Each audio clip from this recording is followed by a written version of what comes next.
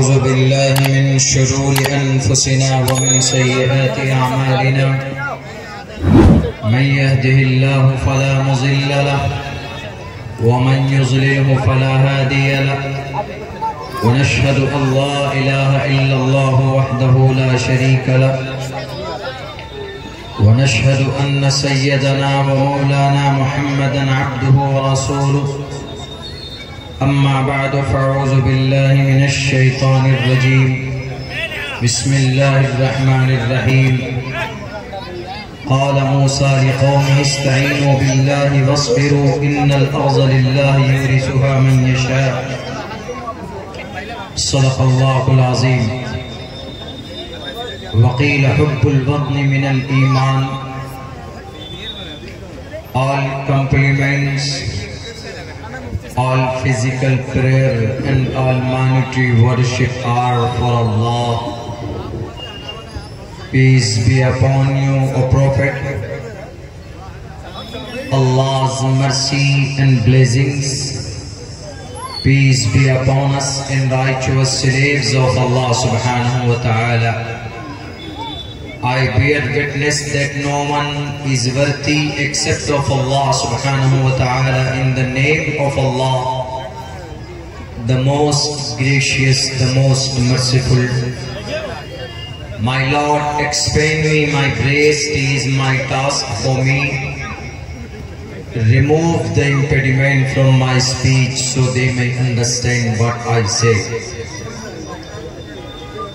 Dharma Kshetre Kurukshetre Samaveta Yudsavaha Mamaka Pandavashe Kim Kuruvat Sanjaya Kilebiyam Masmagamaha Shudro Hirday Dor Barliyam Kutastova Kashmalidam Visme Samupastitam Anarya Jushtam Kirti Karma Junaha.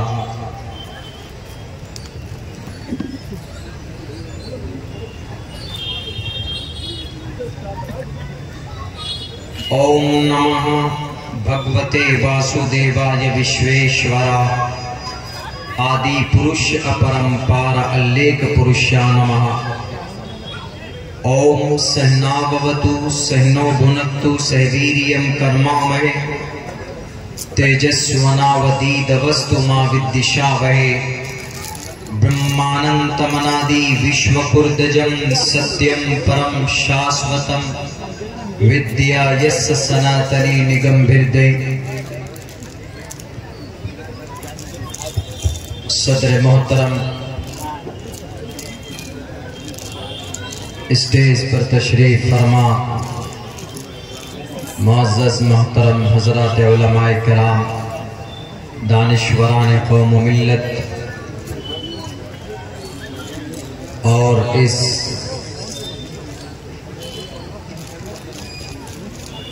Programme کے banner تلے جمع ہونے والے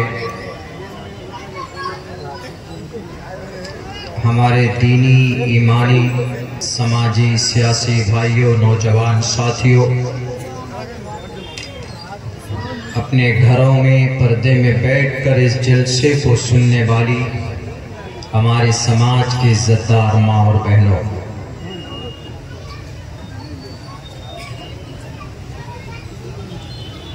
ہمارے اس ملک ہندوستان کا، بھارت کا، ہمارے ملک کے لیے آج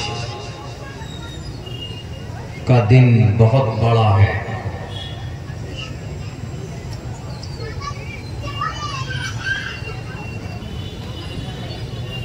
اس لیے کہ اب سے تقریباً 78 سال پہلے 200 سال کی غلامی کے بعد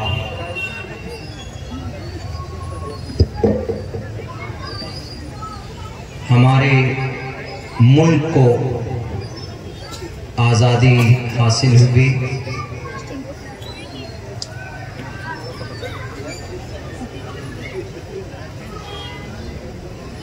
اور اس دن ہمارے بچے، جوان، بوڑھے سب لوگ بڑے خوش ہوتے ہیں، بلکہ میں جب 3 بجے اپنے گھر سے اپنے اسکول سے نکل رہا تھا رات میں، تو 2:30 بجے میں جاگ گیا تھا۔ تو اس وقت میں نے اسکول کے بچوں کو جاگتے ہوئے دیکھا۔ میں نے پوچھا اپنے ادارے کے بچوں سے کہ ابھی سونے کا ٹائم ہے، تو ان بچوں نے کہا کہ صبح 15 اگست ہے، اسی لیے ہم لوگ اس خوشی میں جاگ رہے ہیں۔ تو یقیناً خوشی کا دن ہے، خوشی منانا چاہیے، مناتے بھی ہیں۔ اور میں سمجھتا ہوں کہ جتنی خوشی ہمارے مدرسوں میں،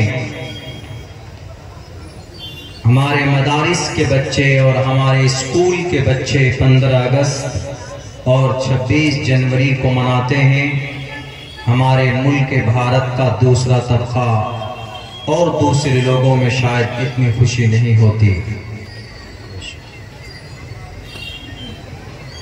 بڑی قربانی کے بعد، بڑی محنت اور مشقت کے بعد یہ دن ہم سب کو نصیب ہوا۔ ڈکشنری آف مارٹرز ایک کتاب ہے، موجودہ حکومت نے اس کو 2 مرتبہ اس کتاب کو شائع کیا ہے۔ اس سے پہلے جو گورنمنٹ تھی انہوں نے 1 مرتبہ، اور اس کتاب میں شہیدان فریڈم فائٹر، سوتنترا سینانی کے نام یعنی شہداء کرام کے نام کا آنکڑا اور ان کی تعداد 13,500 بتایا ہے، جو میرے نالج کے حساب سے جو صحیح آنکڑا نہیں ہے، بلکہ خود انڈیا گیٹ پہ آپ دیکھیں گے تو وہاں تقریباً 61,000 سوتنتر سینانی کے نام لکھے ہوئے۔ بہرکیف وہ ایک تحقیقی مسئلہ ہے، لیکن پھر بھی بڑی محنت اور بڑی مشقت کے بعد یہ دن ہم سب کو نصیب ہوا ہے۔ 1947 کو 15 اگست کے دن ہمارا ملک بھارت ہمارا آزاد ہوا۔ 200 سال کی مستقل غلامی کے بعد اس کو آزادی ملی، اور آزادی کی لڑائی لوگ کب سے جانتے ہیں، بلکہ اس کتاب کے اندر، اس ڈکشنری کے اندر 1857 سے لے کر 1947 تک کا ٹائم لکھا ہے، جو کہ غلط ہے۔ ہمارے ملک ہندوستان کو آزاد کرانے میں 1857 سے لڑائی نہیں شروع ہوئی۔ جنہیں نہیں معلوم ہے انہیں معلوم ہونا چاہیے، بلکہ بھارت کے اندر سب سے پہلی لڑائی انگریز کے خلاف جو شروع ہوئی ہے وہ بنگال کی دھرتی شہر کلکتہ سے اس کی شروعات ہوئی۔ نواب سراج الدولہ کے نانا علی وردی خان 1754 میں ڈائمنڈ ہاربر، جہاں انگریز چھپے ہوئے تھے، اپنی ایک آفس بنائی ہوئی تھی، اپنی ایک جگہ تھی ان کی، اور ایک فورٹ ولیم جب ان کو پتہ چلتا ہے تو وہ توپ لے کر پہنچتے ہیں، چونکہ وہ بنگال کے راجہ تھے، وہاں کے سب سے بڑے تھے، تو انہوں نے اس آفس کو توپ کے گولے ڈال کر اس کو توڑ دیا۔ تو سب سے پہلی منظم لڑائی یہیں سے شروع ہوتی۔ جو لوگ تاریخ میں 1857 سے شمار کرتے ہیں کہ بھارت کو آزاد کرانے کے لیے جو لڑائی شروع ہوئی، جو جنگ شروع ہوئی انگریز کے خلاف، وہ غدر سے یعنی 1857 سے لڑائی شروع ہوئی، یہ غلط تاریخ ہے۔ دنیا کی کوئی بھی کتاب میں آپ اٹھا کر دیکھیں گے تو آپ کو شروعات وہاں سے ملے گی. وہ ایک چھانٹنے کی کوشش کی جا رہی ہے کچھ لوگوں کے ذریعے سے. کیونکہ 1857 سے پہلے جتنی بھی لڑائی ہے وہ ٹوٹل لڑائیاں، وہ ساری جنگیں ٹوپی اور داڑھی والوں نے، بھارت کے مسلمانوں نے شروعات کی تھی، اس کی لڑائی لڑی تھی. اس لیے ایک سازش کے تحت شاید اس تاریخ کو ختم کرنے کی کوشش کی جا رہی ہے. لیکن انشاءاللہ ہمیں چڑھتے ہوئے سورج کی طرح یقین ہے، جب اس طرح کی سازشیں ہوگی، ہم جیسے طالب علم اور بہرائچ کی اس حساس عوام کے ذریعے سے اللہ تبارک و تعالیٰ اس کو یاد دلانے اور دہرانے کے لیے افراد بھیجتا رہے گا. اسی لیے 1754 میں ڈائمنڈ ہاربر، جس کا نام ابھی ڈائمنڈ ہاوڑا ہے، ڈائمنڈ ہاوڑا کا نام ڈائمنڈ ہاربر پہ پڑا. تاریخ کے پنوں کو الٹ کر دیکھیے، آپ کو یہی تاریخ نظر آئے. جو لوگ سازشیں رچتے ہیں، آپ کو سازشیں رچنے سے دنیا کی جو طاقت چاہتی ہے کہ مسلمانوں کی جو بھی تاریخ ہے، ہسٹری ہے، ان کو ہم اسی طریقے پر ہسٹری کی کتابوں سے آہستہ آہستہ غائب کر دیں گے. 3,22,000 الفاظ کو ہم جیسے بچے سینے میں صرف 2 سال کے اندر محفوظ کر لیتے. تاریخ تو پھر اس کی کوئی اہمیت اور حیثیت نہیں، اس کو تو ایک مرتبہ پڑھ لیں گے. ایسے بھی افراد پیدا ہوئے ہیں، علامہ انور شاہ کشمیری رحمت اللہ علیہ، سینکڑوں کتابیں ان کے اذہان کے اندر محفوظ تھی، ایک مرتبہ پڑھتے تھے تو کبھی بھولتے نہیں تھے. اس لیے اپنی کتابوں پر اترانے والے، آپ تاریخ بدل نہیں سکتے. پہلی جنگ کی شروعات یاد کرنا، اگر تمہاری دماغ میں صرف نفرت کا بھوسا بھرا ہوا. 1754 علی وردی خان نواب سراج الدولہ کے نانا، اس کے بعد ان کا انتقال ہوتا. 1757 کے اندر 1755 کے اندر کرسی گدی پر علی نواب سراج الدولہ بیٹھتے ہیں، اور 1757 کے اندر نواب سراج الدولہ نے جنگ شروع کی پلاسی کی میدان میں مرشد آباد کے اندر. پھر دوسری بڑی جنگ لڑی گئی، لیکن اپنوں کی غداری کی وجہ سے وہ جنگ ہار گئے، وہ شہید ہو گئے. لیکن جنگ کی شروعات وہاں سے ہے 1754 سے.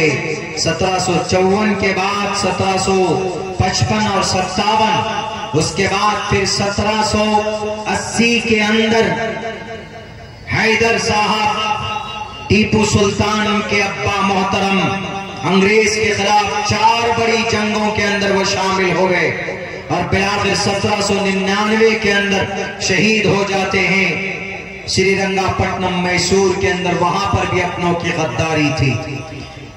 اتنی قربانیاں ہوئی. جب ٹیپو سلطان کو شہید کیا گیا تھا تو ان کے سینے پر، ان کے لاش پر کھڑے ہو کر جنرل ہارس نے کہا تھا کہ آج سے یہ دیش ہمارا ہے، اس لیے کہ اس دیش کے شیر کو ہم نے شہید کر دیا، اس دیش کے بڑے فریڈم فائٹر کو ہم نے شہید کر دیا. ہمارے اس دیش میں جب تک ٹیپو سلطان زندہ تھے اس وقت تک انگریز کی کوئی حکومت نہیں تھی، انگریز کی ہمت نہیں تھی کہ وہ حکومت کرے کہیں پر. ان کی شہادت کے بعد اڑیسہ، بہار، جھارکھنڈ اور بنگال، وہ علاقہ تقریباً ایک مانا جاتا تھا، ان علاقوں کے اندر ان کی حکومت شروع ہو گئی.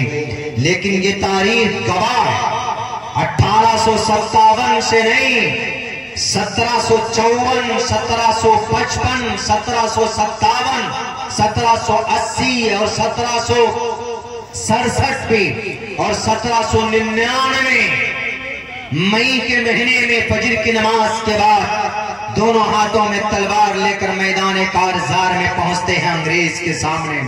اپنے ایمان کا سودا نہیں کرتے، بلکہ ٹیپو سلطان لڑتے لڑتے اس دیش کے لیے شہید ہو جاتا ہے۔ یہ مرد مجاہد، تب انگریز کہتا ہے کہ بھئی بی بون، ہم جیت چکے، آج سے بھارت ہمارا ہے، آج سے ملک ہندوستان ہمارا ہے۔ یہ تاریخ ہے، یہ لوگ شہید ہوئے باضابطہ، تب جا کر یہ دیش آزاد ہوا۔ یہ تو کبھی کبھی کی لڑائی تھی، لیکن اس کے بعد کی شروعات، اس کے بعد کی جو لڑائی ہے، اس کی شروعات دیکھیں کس انداز میں ہوتی۔ اس کے بعد ہمارے علماء کرام میدان میں آتے ہیں، انہوں نے دیکھا کہ نہیں، ملک ہندوستان میں انگریز مکمل طور پر قابض ہونے کی کوشش کر رہا۔ 1803 کے اندر، 1803 میں دلی کے بہت بڑے عالم دین، بلکہ مسند الہند شاہ ولی اللہ محدث دہلوی رحمت اللہ علیہ کے بیٹے شاہ عبدالعزیز محدث دہلوی رحمت اللہ علیہ نے انگریز کے خلاف جہاد کا فتویٰ نافذ کرتا ہے، اور پھر ان کے داماد مولانا یحییٰ صاحب یہ کہتے ہیں کہ اس بھارت کے اندر انگریز کے خلاف لڑنا، جہاد کرنا، یہ خدائی فیصلہ۔ اگر یہ بھاشن اور یہ تقریر، یہ فتویٰ اگر کسی نے دیا ہے تو ایک عالم دین نے دیا ہے، بھارت کے کسی دوسرے مذہب یا فرقے کے لوگ میدان میں نہیں تھے۔ اگر اس وقت انگریز کے سامنے سینہ تان کر کوئی قوم اور کوئی جماعت کھڑی تھی، آج جن کے مدرسوں کو تم تالے لگانے کی کوشش کر رہے ہو، جن کی مسجدوں میں تم رجسٹریشن پیپر مانگتے ہو، یہی علماء اس وقت تھے جنہوں نے اپنے قلم کے ذریعے سے انگریز کے خون کے گرمی کو ٹھنڈا کیا۔ یہی وہ علماء تھے جو اپنے درسگاہ میں بیٹھ کر اپنی آواز سے انگریز کے ہڈیوں کو کمزور کیا ہے۔ ان کی تاریخ تو پڑھو، نفرت کے بھاشوں سے نہیں، بلکہ سچی شردھا کے ساتھ پڑھیے، ان کے اندر آپ کو وفاداری نظر آئے۔ مولانا یحییٰ نے کہا کہ خدائی فیصلہ ہے۔ مولانا شاہ عبدالعزیز محدث دہلوی کے بیٹے، یہ داماد مولانا سید یحییٰ صاحب، انہوں نے کہا کہ انگریز سے لڑنا بھارت کے لوگوں کے لیے، صرف مسلمانوں کے لیے نہیں کہا تھا، بلکہ یہ لفظ استعمال کیا ہے کہ دلی سے لے کر کلکتہ تک کے ایک ایک فرد کے لیے انگریز سے لڑائی کرنا، انگریز سے جنگ کرنا، انگریز سے مقابلہ کرنا، یہ خدائی فیصلہ۔ یہ میں جہاں کہو گے وہاں آ کر کہنے کے لیے تیار ہو۔ مولانا یحییٰ کے یہ الفاظ، مدرسوں کی تحقیقات کرنے سے پہلے تاریخ کی ان باتوں کو بھی کوریٹ کر نکالنے کی کوشش کرو۔ کرسی اقتدار پر بیٹھنے والے زیادہ طاقت کے نشے میں چور مت ہونا۔ بڑے بڑے سورما اس دھرتی میں آئے اور چلے گئے، سب کا خاتمہ ہوا، اور اس دھرتی کے اوپر آئے گا ایک بادشاہ بڑا طاقتور، وہ اس کا بھی خاتمہ ہوگا، دجال کا خاتمہ ہوگا۔ آج تو جدید سائنس کا استعمال ہم کرتے ہیں اور تم کرتے ہو، دنیا کے لوگ کرتے ہیں، تو اپنے آپ کو کہتے ہیں کہ ہم سے بڑا کوئی نہیں ہے، کیونکہ ماڈرن سائنس ہمارے پاس ہے، ٹیکنالوجی ہمارے پاس۔ تم سے بھی بڑا سائنس، ٹیکنالوجی، موجودہ ٹیکنالوجی سے بڑھ کر لیزر سائنس کا زمانہ آئے گا، جس کو یہ دجال استعمال کرے گا۔ یعنی آج اگر بلٹ ٹرین پہ بیٹھ کر آپ 350 کلومیٹر ایک گھنٹے میں سفر طے کر سکتے ہیں، تو لیزر سائنس کا جب زمانہ آئے گا تو آپ ایک سیکنڈ کے اندر 10,000 کلومیٹر کا سفر طے کرو گے۔ اس زمانے میں بھی اگر ان کے طاقت کو کوئی مٹی میں ملانے والا ہوگا تو ایک عالم دین ہوگا جس کے سر پر ٹوپی اور شکل پہ داڑھی ہوگی۔ بہت اچھے، ماشاءاللہ۔ تاریخ کی کتابوں میں یہ بات محفوظ نہیں، سیرت کی کتابوں میں یہ بات محفوظ ہے، ہمارے حدیث کی کتاب کے اندر یہ بات محفوظ۔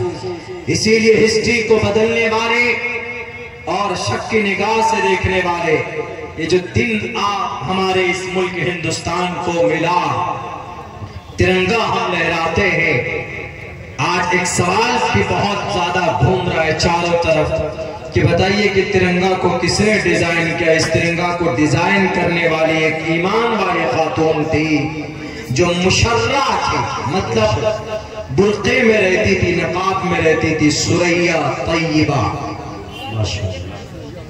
She is belong to Hyderabad. یہ تاریخ ہے. 1799 میں دیش کا شیر شہید ہوا. میں پچھلے سال بھی بتا چکا ہوں وہ کتنے بڑے علماء سے محبت کرنے والے تھے، اس کے ساتھ ساتھ اس ملک سے محبت کرنے والے. انگریز نے آفر کیا کہ سلطان تم کو کیا چاہیے؟ تم کو حکومت چاہیے؟ لو کہاں تک حکومت چاہیے؟ کرناٹکا پورا لے لو، شری رنگا پٹنم میسور میں تو مہاراشٹرا لے لو، ادھر تمل ناڈو کے اندر ملتا ہے وہ حصہ لے لو، وہ ایریا بتاؤ، لیکن بس you have to support me، ہمیں تمہیں سپورٹ کرنا ہوگا. نواب صاحب دکھن میں انہوں نے بھی کہا کہ سلطان کیوں لڑائی کر رہے ہو، ایک مرتبہ سمرتھن دے دو، لیکن انہوں نے کہا کہ نہیں ہم لڑیں گے. مراٹھا سیناؤں نے آ کر کے کہا کہ ٹیپو سلطان انگریز کے ساتھ ہو جاؤ. مراٹھا سینا جنہوں نے ٹیپو سلطان کو بدنام کرنے کی کوشش کی، ان کے علاقے میں گھس کر مندر کو توڑا، یہی ٹیپو سلطان تھا جو کھڑے ہو کر کے اس مندر کی مرمت کرائی. کہا کہ نہیں میں راجا ہوں اور میرے ہندو بھائیوں کے عقیدے کے حساب سے، ان کے آستھا کے حساب سے مندر ان کی پوتر استھل ہے، تو اسی لیے میں بادشاہ ہونے کے ناطے میری ذمہ داری بنتی ہے کہ بھئی میں ان کی مدد کروں. ٹیپو سلطان نے کھڑے ہو کر کے کہا کہ اس مندر کی مرمت کی جائے. ٹیپو سلطان پر خواہ مخواہ کی باتیں اور الزام لگاتے، ان کی شکلیں اور تصویریں بگاڑتے. انہوں نے یہ کہا کہ مراٹھا سیناؤں سے یہ کہا، یاد رکھو مراٹھا سینا، میں کبھی بھی شترو کے خلاف بیٹھنے والا نہیں، شترو کے خلاف لڑنا ہمارا فریضہ ہے. یاد کرو اس وقت کو جب مہا بھارت کے میدان میں شری کرشن جی نے یہی کہا تھا، ارجن کو کہا تھا کہ نہیں کہا تھا، کتستوا کشملدم بشمے سمپستھم اناریہ جشٹم کیرتی کرم جڑا. شریمد بھگوت گیتا پہلے ادھیائے کا 40واں شلوک اور شریمد بھگوت گیتا دوسرے ادھیائے کا پہلا شلوک، یعنی پہلے ادھیائے کا سب سے آخری شلوک منترا اور دوسرے ادھیائے کی شروعات کے جو منتر ہیں وہ اسی ٹاپک کے اوپر ہے. شری کرشن جی نے شری ارجن کو کہا، اے ارجن کلیدیم آسمکمہا شترو ہردے دور بڑلیم کتستوا کشملدم وشمے سمپستھتم سورگم کیرتی کرم جناہا. تم شترو کے خلاف نہیں لڑ رہے، کیوں بیٹھ گئے ہو؟ اگر شترو تمہارے سامنے میں آئے تو ان کا مقابلہ کرو، اگر دشمن تمہارے سامنے میں آئے تو ان کا مقابلہ کرو. دشمن کا کوئی دھرم نہیں ہوتا، دشمن کا کوئی عقیدہ نہیں ہوتا. دشمن اگر نقصان پہنچانے پر آئے وہ نہ ہندو ہوتا ہے نہ مسلمان ہوتا ہے، شترو شترو ہوتا. کوئی آتنکواد کوئی دھرم لے کر نہیں آتا. اگر وہ انسانوں کی جان کی قیمت ان کی اہمیت اس کے اندر نہیں ہے تو پھر وہ انسان نہیں ہے، انسانیت اس کے اندر نہیں، بلکہ ان کا مقابلہ کرو. یہ کون کہہ رہا ہے؟ یہ شری ارجن کو شری کرشن جی کہہ رہے ہیں. شری کرشن جی کا مطلب وشنو کے 8ویں اوتار، یعنی وشنو اس زمین پر انسانی روپ دھارن کر کے زمین پر آئے اور مراٹھا نواب صاحب اور انگریز جیسے شترو کو کے خاتمے کے لیے شری ارجن کو کھڑا کیا تھا. اس زمانے میں اس وقت میں جیسے یہ لوگ تھے ویسے اس وقت میں کون لوگ تھے. تو وہاں پر ارجن نے کہا کہ میں لڑوں گا نہیں. تو انہوں نے کہا کہ کتستوا کشملدم وشمے سمپستھتم اناریہ جشٹم کیرتی کرم جناہا. کہ ارجن کیا تم نے سورگ جانے کا فیصلہ کر لیا یا بزدلی نے نپنسک مت بنو؟ یہ لفظ ہے نپنسک مت بنو بلکہ شترو ہردے دور بڑلیم، اپنی بازوں میں طاقت پیدا کرو، تلوار اٹھا اور میدان میں جتنے بھی کورو سامنے آئے ان کا مقابلہ کرو. بھول جاؤ کہ وہ تمہارے چچا، بھول جاؤ کہ وہ تمہارے گرو ہیں، بھول جاؤ کہ وہ تمہارے پھوپھا جی، بھول جاؤ کہ وہ تمہارے گرو ہیں۔ اس وقت وہ گرو نہیں ہے، وہ سب کے ساتھ شترو ہیں، شترو یعنی دشمن ہے۔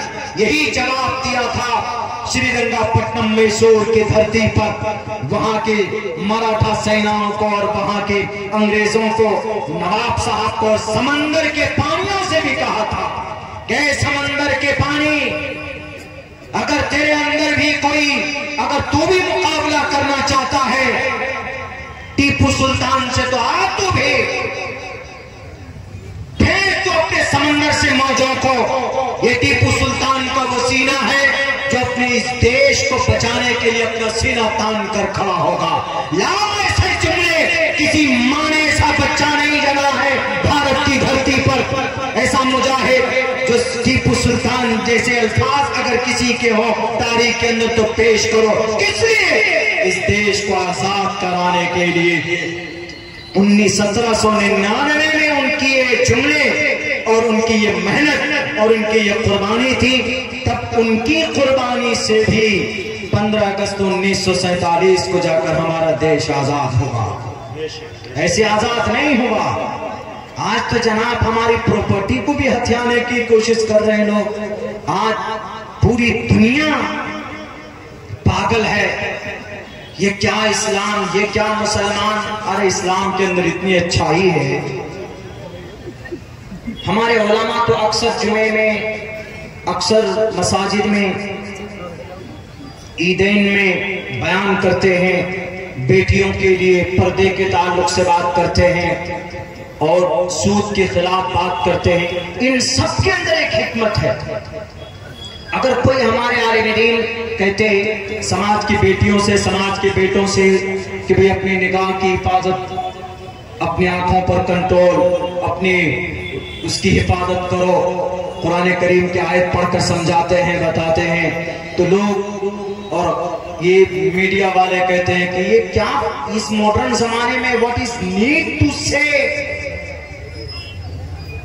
and this command، اس حکم کو سنانے کی کیا ضرورت ہے؟ ضرورت ہے۔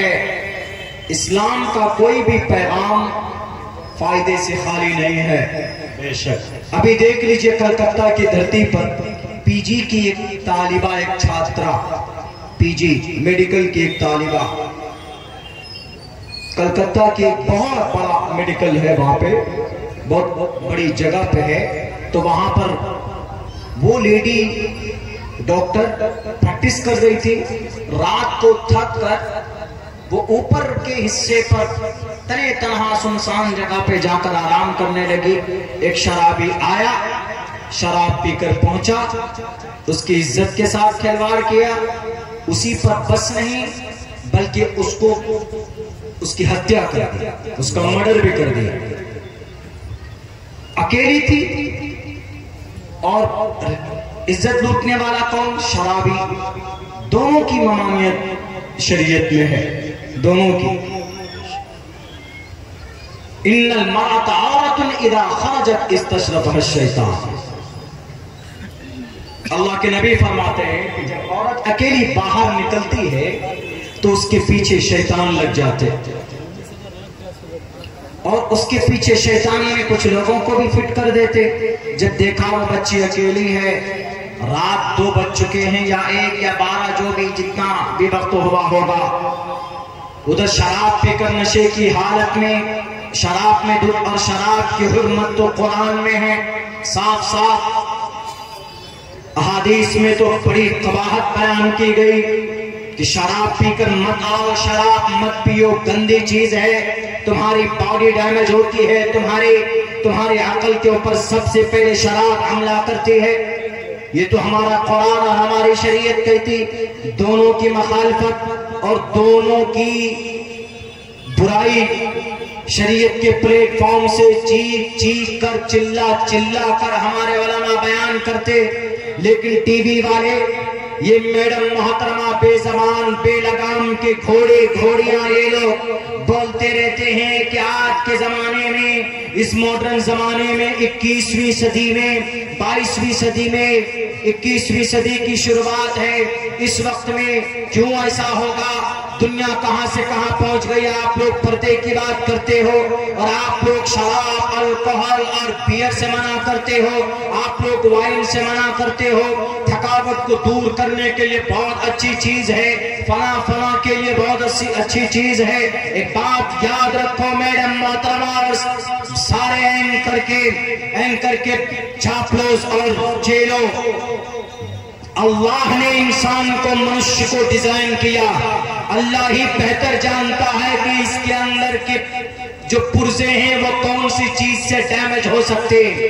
اور اللہ نے صاف قرآن میں کہا کہ شراب پینے سے سب سے پہلے اگر کوئی چیز اندر کا آرگنز میں سے اگر کوئی چیز خراب ہوتی ہے تو وہ کڈنی خراب ہوتی، اور کڈنی ایک ایسی چیز، ایک ایسا حصہ ہے باڈی کا کہ آپ کے پوری شریر کی ٹوٹل بیماریوں کا ایک مخرج ہے۔ اگر آپ کی کڈنی صحیح ہے تو آپ صحیح ہیں، اگر آپ کی کڈنی کے اندر اگر انسولین نے سپلائی بند کر دیا، اگر آپ کی کڈنی کے اوپر، اگر آپ کے کڈنی پر سوجن آ جائے، آپ نے کڈنی کے اوپر چربی آ جائے تو آپ کو شوگر، ڈائبٹیز جیسی مہلک بیماری اور آپ بی پی کی بیماری ہو جائیں گے، کبھی کبھی کڈنی خراب ہو جائے تو سب سے پہلے شراب اگر کسی باڈی کے اوپر حملہ کرتی ہے تو وہ چیز آپ کی کڈنی۔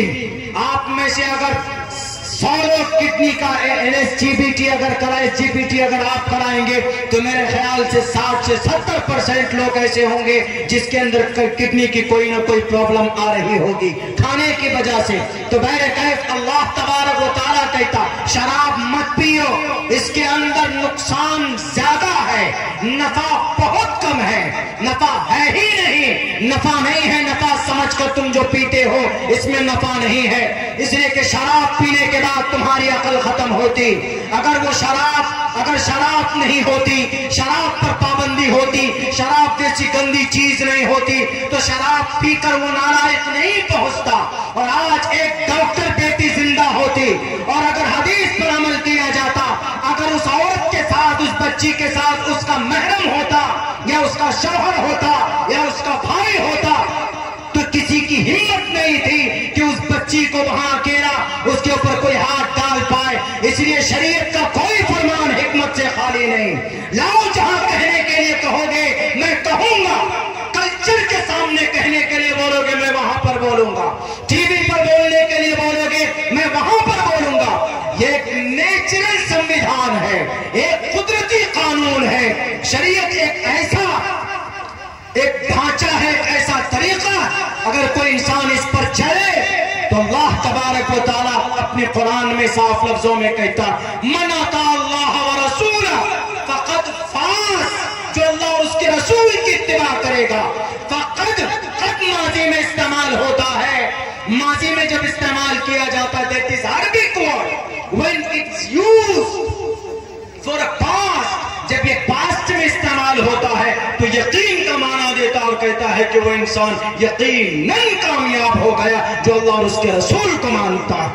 اگر شراب نہیں پیتا تو اس بیٹی کی عزت بھی محفوظ ہوتی، اس کی جان بھی بچی ہوئی ہوتی، اور وہ آدمی آج جیل کے سراخوں کے پیچھے اس کو ڈالنے کے لیے پولیس اس کو ڈھونڈتی نہیں۔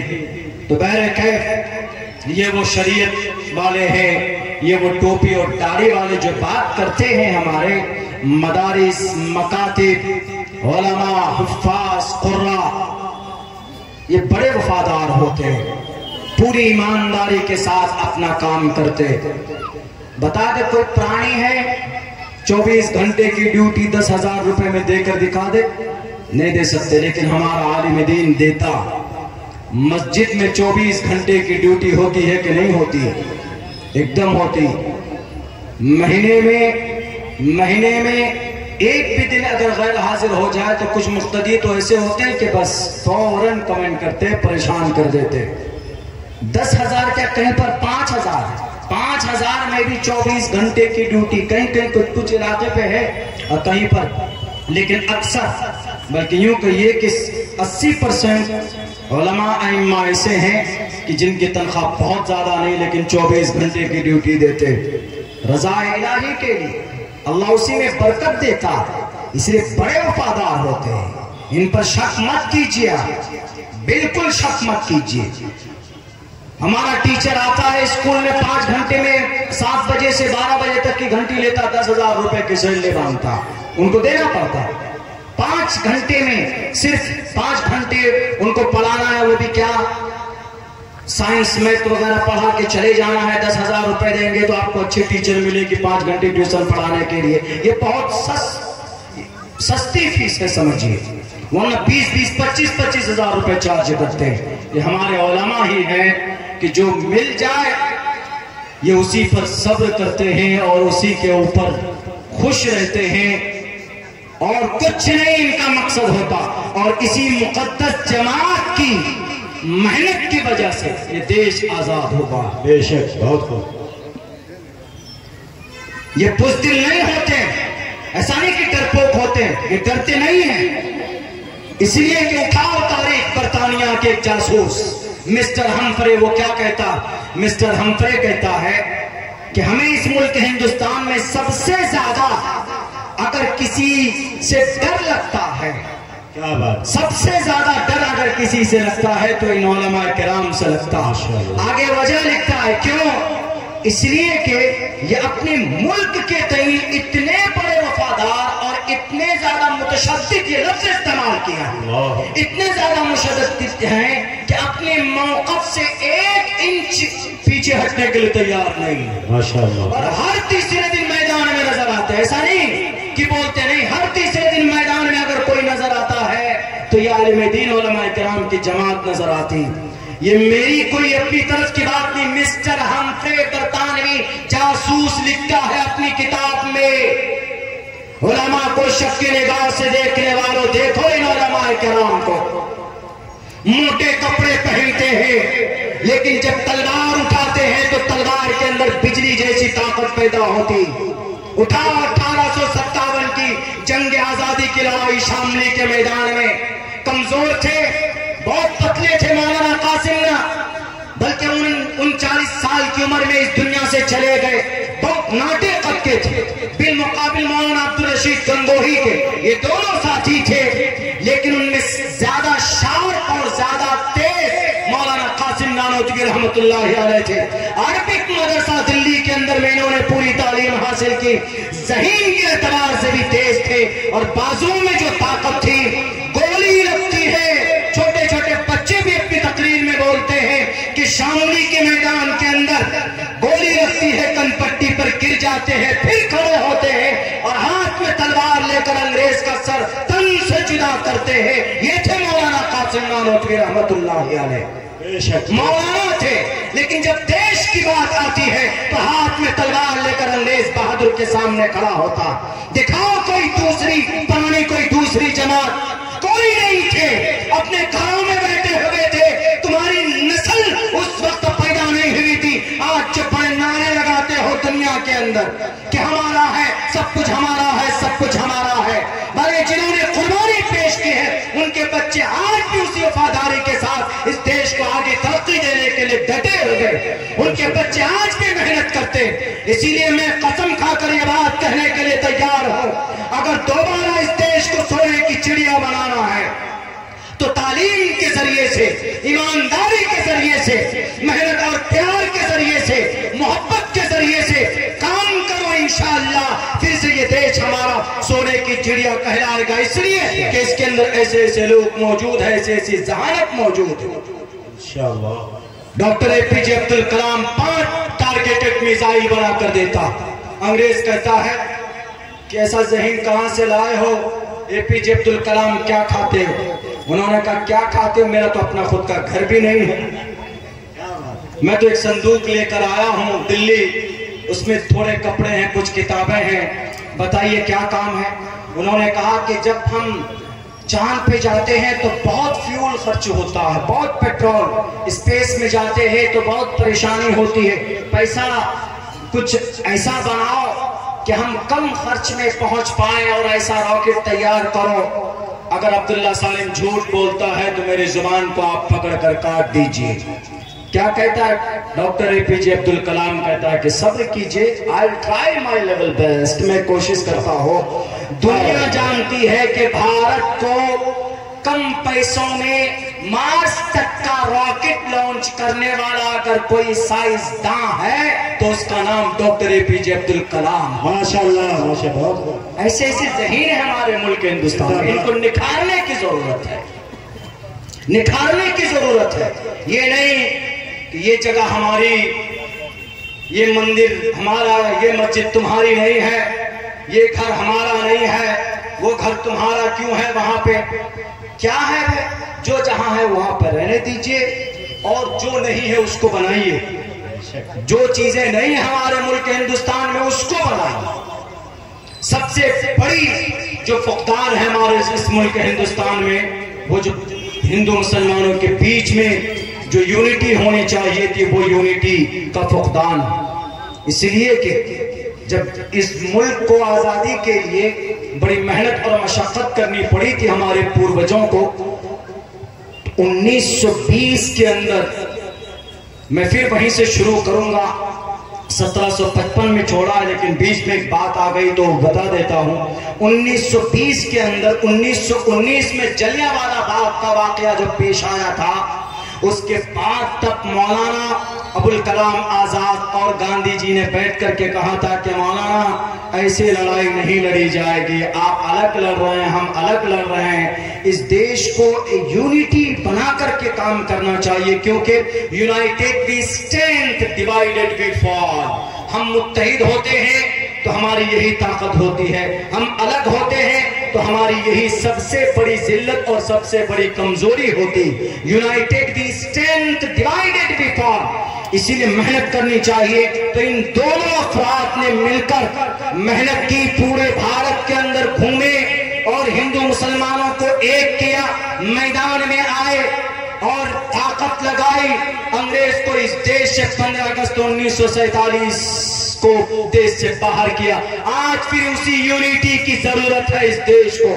کچھ لوگ انگریز کے چاپلوس یہاں پر بیٹھے ہوئے ہیں ہمارے بھارت کے اندر، کچھ انگریز کے ایسے ایجنٹ بیٹھے ہوئے ہیں جو ہمیں لڑاتے ہیں، ہمیں ہمارے ہندوستان کے ہندو مسلمانوں کے بیچ میں نفرت پیدا کرتے ہیں۔ اسلام کبھی نہیں کہتا ہے کہ بھائی، کبھی آپ کو یہ نہیں کہتا ہے کہ آپ اسلام کو فالو کرو، آؤ، نہیں آؤ گے تو تلوار سے تمہاری گردن اڑا دی جائے گی۔ اسلام کبھی یہ نہیں کہتا۔ ہاں، اسلام یہ ضرور کہتا ہے کہ Islam is the best religion to the entire world. دنیا کے اندر اسلام سب سے بہتر مذہب ہے۔ یہ پیغام دینے کی اجازت بھارت کا سمویدھان بھی دیتا ہے، اس لیے کہ بھارت کا سمویدھان کہتا بھی، بھارت کے سمویدھان کا آرٹیکل نمبر 25 میں لکھا بھی ہے، freedom of conscience and free profession and practice propagation of the religion. دھرم کی اچھائی کو بیان کر سکتے، پیش کر سکتے، جس کو اچھا لگے گا وہ قبول کرے گا۔ صرف اسلام کی بات نہیں، کرسچن ہے وہ اپنے دھرم کی اچھائی کو پیش کر سکتا، سناتن دھرم ہے وہ اپنی ویدوں کی اچھی باتیں سامنے لا سکتا، کوئی بھی یہ کر سکتا۔ بھارت کا سمویدھان کسی کو مجبور نہیں کرتا، منع اپنی باتیں رکھ سکتا۔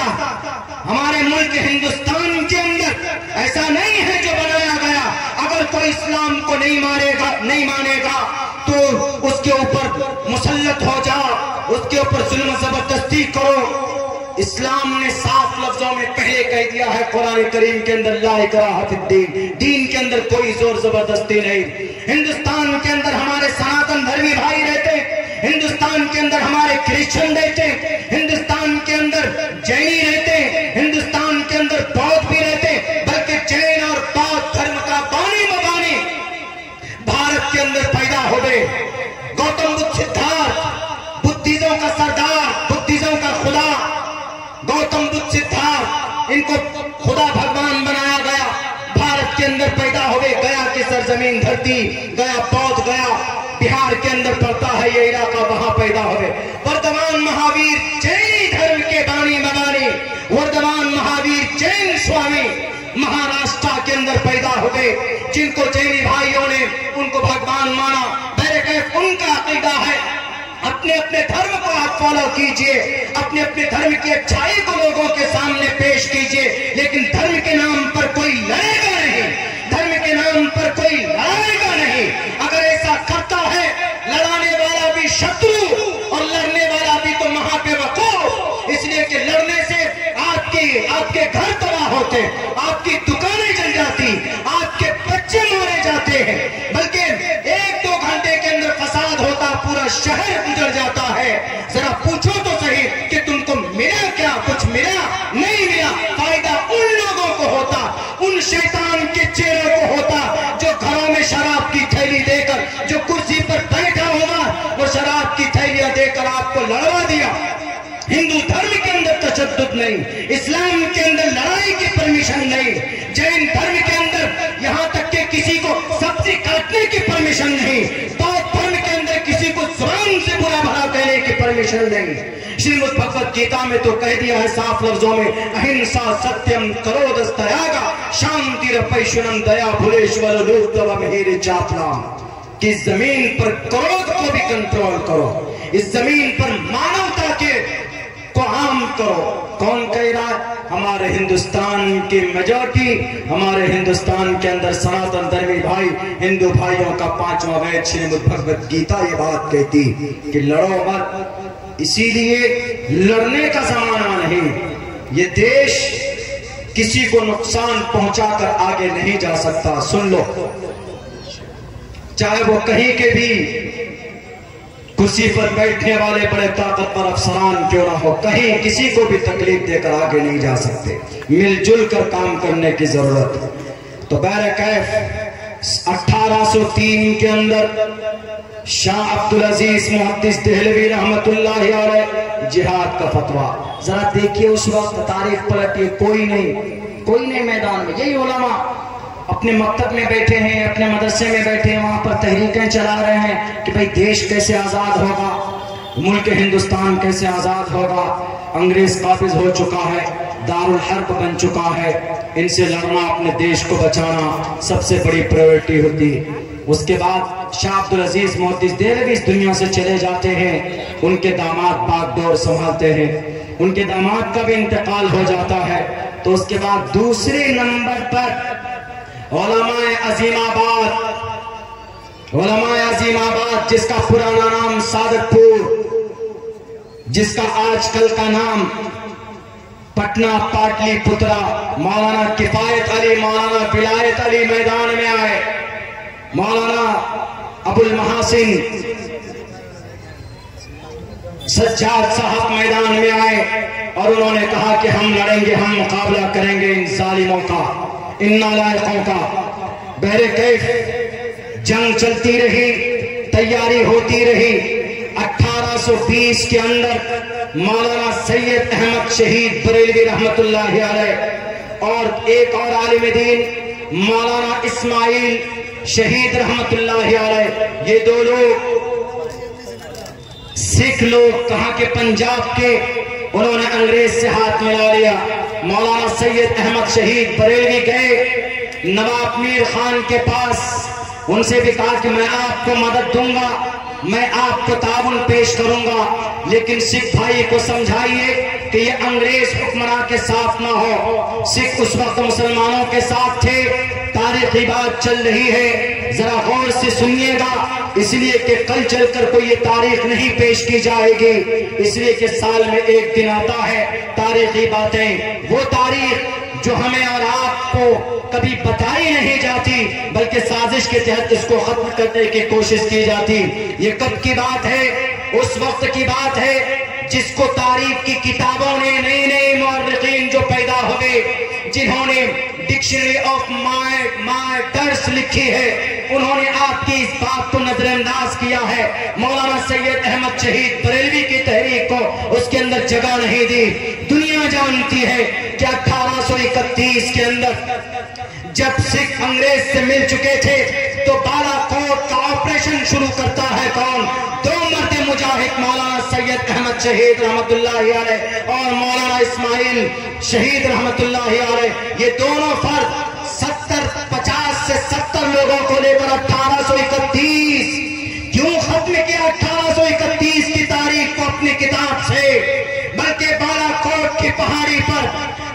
50 سے 71 لوگوں کو لے کر 1831 میں اگر انگریز کے خلاف یہ کھڑے نہیں ہوتے تو پنجاب کی دھرتی پر انگریزی طاقت کمزور نہیں ہوتی.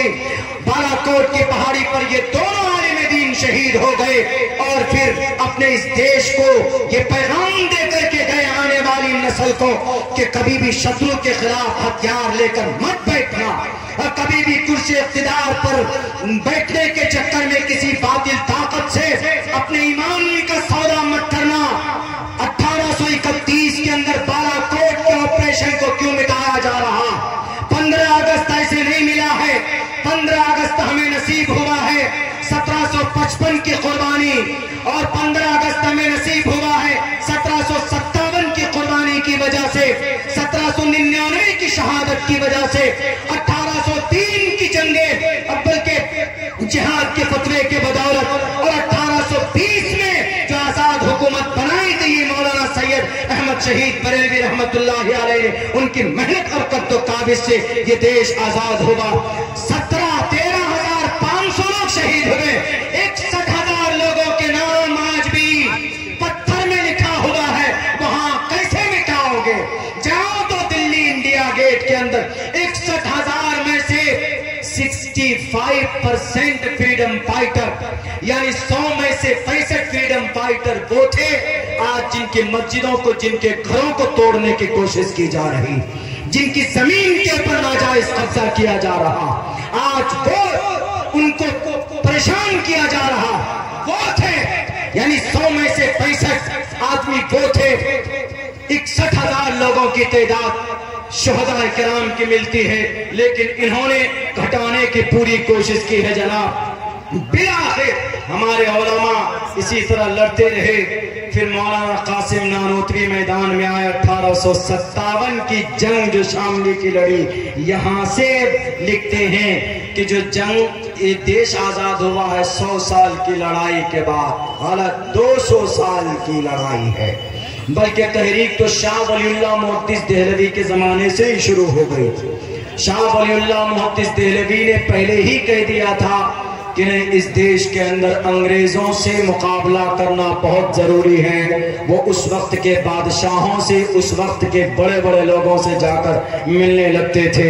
یہ ساری قربانیاں ہمارے علماء کرام کی رہی. 1857 کے بعد چرچت جنگ ہوتی، لڑائیاں ہوتی. 1857 میں شاملی کی لڑائی ہوتی ہے. کئی لوگ اس کے اندر زد میں آتے ہیں اور کئی لوگ ہمارے شہید بھی ہوتے ہیں. میرے بھائیوں، ہوتے ہوتے پھر بات آتی ہے کہاں کی 1800 کا زمانہ گزر جاتا ہے، 1912 کا زمانہ آتا. یہی 1866 میں دارالعلوم دیوبند کی بنیاد رکھی گئی تھی. 1866 کے اندر یاد رکھیے گا دارالعلوم دیوبند کی بنیاد. آج جو وہاں پر تحقیقیں چل رہی ہے، کرنے والے کرے تحقیق، ان کو ادھیکار ہے، لیکن اللہ کی طرف سے غیبی الہامی مدرسہ ہے وہ. جناب محمد الرسول اللہ کے دست مبارک سے ان کی نشانات قدم پر اس کی بنیاد رکھی گئی ہے. دارالعلوم دیوبند میں بڑا سے بڑا انٹیلیجنٹ کو بھیج دیجئے، ان کا ایڈمیشن نہیں ہوتا. اور کبھی کبھی ایسا ہوتا ہے کہ کم ذہن اسٹوڈنٹ جاتا ہے، اس کا ایڈمیشن اور داخلہ ہو جاتا. مفتی سعید احمد صاحب پالن پوری رحمت اللہ علیہ بتاتے تھے، کسی نے سوال کیا کہ حضرت اتنی محنت کرنے کے بعد بھی ایک کم ذہن، ایک بڑا شارپ مائنڈ بچہ اس کا داخلہ نہیں ہوتا ہے، اور کبھی کبھی ایسا ہوتا ہے کہ ایک کم ذہن بچہ بھی جاتا ہے تو اس کا ایڈمیشن ہو جاتا، اس کا داخلہ ہو جاتا. وجہ کیا ہے؟ آپ لوگ کیسے کاپی چیک کرتے؟ تو حضرت مفتی سعید صاحب فرماتے تھے، انہوں نے بتایا بخاری کے درس میں، بخاری جلد اول کے میرے شیخ ہیں، میرے استاذ محترم، انہوں نے کہا کہ دارالعلوم دیوبند میں جب ایگزام ہوتا، جب امتحان ہوتا، بچے محنت کرتے ہیں، پرچے لکھتے ہیں، جب کاپی جانچ ہوتی ہے تو ایک جگہ نہیں ہوتی، ایک کاپی 25 جگہ پر اس کی جانچ کی جاتی. اس کے بعد اس کے تقابلی ایک ٹیبل میز کے اوپر رکھا جاتا ہے. وہاں پر علماء کرام دانشوران بیٹھتے ہیں دارالعلوم دیوبند کے، وہاں پر پھر کاپی اٹھائی جاتی ہے، جس کے مقدر میں ہوتا وہ جو خواب دیکھا تھا جنہوں نے دودھ پیا لائن میں کھڑے ہو کر، ان سب کا داخلہ وہاں پر ہونا. ورنہ دنیا کا یہ یونائٹڈ نیشن کا بھی چیف اگر ریکمینڈ کرے گا، سفارش کرے گا دارالعلوم دیوبند میں اس بچے کا داخلہ لے لیجئے، پہلے نظام ہوتا ہوگا لیکن اب وہ ختم کر دیا گیا. وہاں پر بڑے سے بڑے لوگوں کے سفارش نہیں چلتے، لیکن وہاں پر اس حساب سے، الہامی حساب سے وہاں پر بچوں کا داخلہ لیا جاتا. پیسے کہاں سے آتے ہیں؟ اناج گندم کہاں سے آتا ہے؟ مولانا عبدالخالق مدرسی ابھی دارالعلوم دیوبند کے نائب محتمم غالباً ہے وہ، ان سے ہم نے پوچھا شمائل ترمذی میں کہ حضرت کروڑوں روپے کا بجٹ ہے، پیسہ کہاں سے آتا؟ انہوں نے کہا کہ اللہ کا ادارہ ہے، اللہ کی شریعت سمجھائی جاتی ہے، اس کو چلانا اللہ کا کام ہے. اور پھر دارالعلوم کے اکاؤنٹ میں دارالعلوم کے پاس کتنا پیسہ ہے، کتنی آمدنی ہے اور کتنے ایکسپینس ہوتے، یہ دارالعلوم کو خود معلوم نہیں ہے. جس کو سروے کرنا ہے کر لو جا کر، جس ٹیم کو بھیجنا ہے بھیج لو جا کر، اس لیے کہ یہ خدا کا مدرسہ ہے، یہ اللہ کا مدرسہ ہے. وہاں پر بچے راتوں کو تہجد میں نماز پڑھ کر روتے گر گراتے ہوئے آپ کو نظر آئیں گے. شاید دارالعلوم دیوبند کی بدولت آج اتر پردیش کا نام پوری دنیا کے اندر جانا جاتا. یہودی آ کر قاری طیب صاحب سے پوچھتے کہ قاری صاحب آپ کا ادارہ ان وچ اسٹیٹ لوکیٹڈ، کون سے اسٹیٹ کے اندر آپ کا ادارہ چلتا؟ دارالعلوم دیوبند آپ کا بستہ. انہوں نے کہا کہ اتر پردیش میں ادارہ Darul Uloom Deoband that is located in Uttar Pradesh, Uttar Pradesh کے اندر ہمارا ادارہ چلتا. کہا اتر پردیش میں دیکھنے کے لیے آؤں گا. وہ یہودی آتا ہے دیکھنے کے لیے، یہودی ہر چیز کے اوپر تحقیق کرتے، یہودی ہر چیز کے اوپر زمینی سطح پر اس کا جانچ کرتے. صرف زبانی فائرنگ نہیں ہوتی، صرف میڈیا والوں کے خبر کے اوپر کوئی کارروائی نہیں ہوتی. یہ تو دلال ہے، یہ بےمان ہے، یہ زمین فروش ہے. ہمارے اس دیش کو کھوکھلا کرنے میں ان کا بہت بڑا کردار ہے. اگر یہ دیش اپنی کمزوری کی داستان لکھے، اس کی تاریخ لکھی جائے تو اس کے اندر ایک بڑا ہاتھ کسی کا ہوگا. تو چوتھے ستمبھ بھارت کے ہمارے اس ملک ہندوستان کا جو چوتھا پلر میڈیا والے ہیں، ان کا بھی نام شامل ہوگا اس دیش کو کمزور کرنے میں. تو وہ آئے یہودیوں نے، یہودی کی ایک خاص ایک نیچر ہے، وہ کسی بات کو یوں ہی نہیں لکھتے، بھلے ہی وہ مغضوب علیہم والضالین ہے. مانتا ہوں اس بات کو، والضالین ہے. دنیا کے اندر اللہ تبارک و تعالیٰ نے ان کے لیے قرآن کریم کے اندر کہا کہ بھی قیامت تک ان کے ماتھے پر مہر ضربت علیہم الذلۃ والمسکنہ ہے. مانتے ہیں اس بات کو. یہی وجہ ہے کہ پچھلے 2000 سال تک ان کو کوئی جگہ نہیں ملی رہنے کے لیے. 1945 کے اندر 1945 میں ایک جگہ دی گئی ہے اور اسی جگہ کے اوپر کھڑے ہو کر آج وہ بمباری کر رہا. کم سے کم 60,000 ٹن بارود برسا چکا ہے غزہ پٹی پر، سرزمین انبیاء پر. آج اس کو کوئی آتنکواد نہیں کہتا، آج اس کو کوئی ٹیررسٹ نہیں کہتا. اگر ایک عالم دین اگر کسی کا ایک بوند اگر غلطی سے اس کے ہاتھ سے ایک قطرہ خون بہ جائے تو پوری میڈیا والے اس کو ایسے دکھاتے ہیں کہ جیسے پوری دنیا کا سب سے بڑا آتنکواد یہی ہو. یہی عالم دین. کیوں نہیں ہمت ہوتی ہے اسرائیل کو بڑا ٹیررسٹ کہنے کی؟ امریکہ کیوں پشت پناہی کر رہا ہے؟ پوری طاقت ان کے پیچھے کیوں لگایا ہوگا؟ 20,000 بچے شہید کر دیے گئے سرزمین انبیاء میں، 40,000 مائیں شہید کر دی گئی ہے. وجہ اور گناہ کیا ہے؟ RDX پہ RDX ڈالا جا رہا ہے. 7 اکتوبر سن 2023 سے لے کر آج تک وہاں پر بم برسایا جا رہا.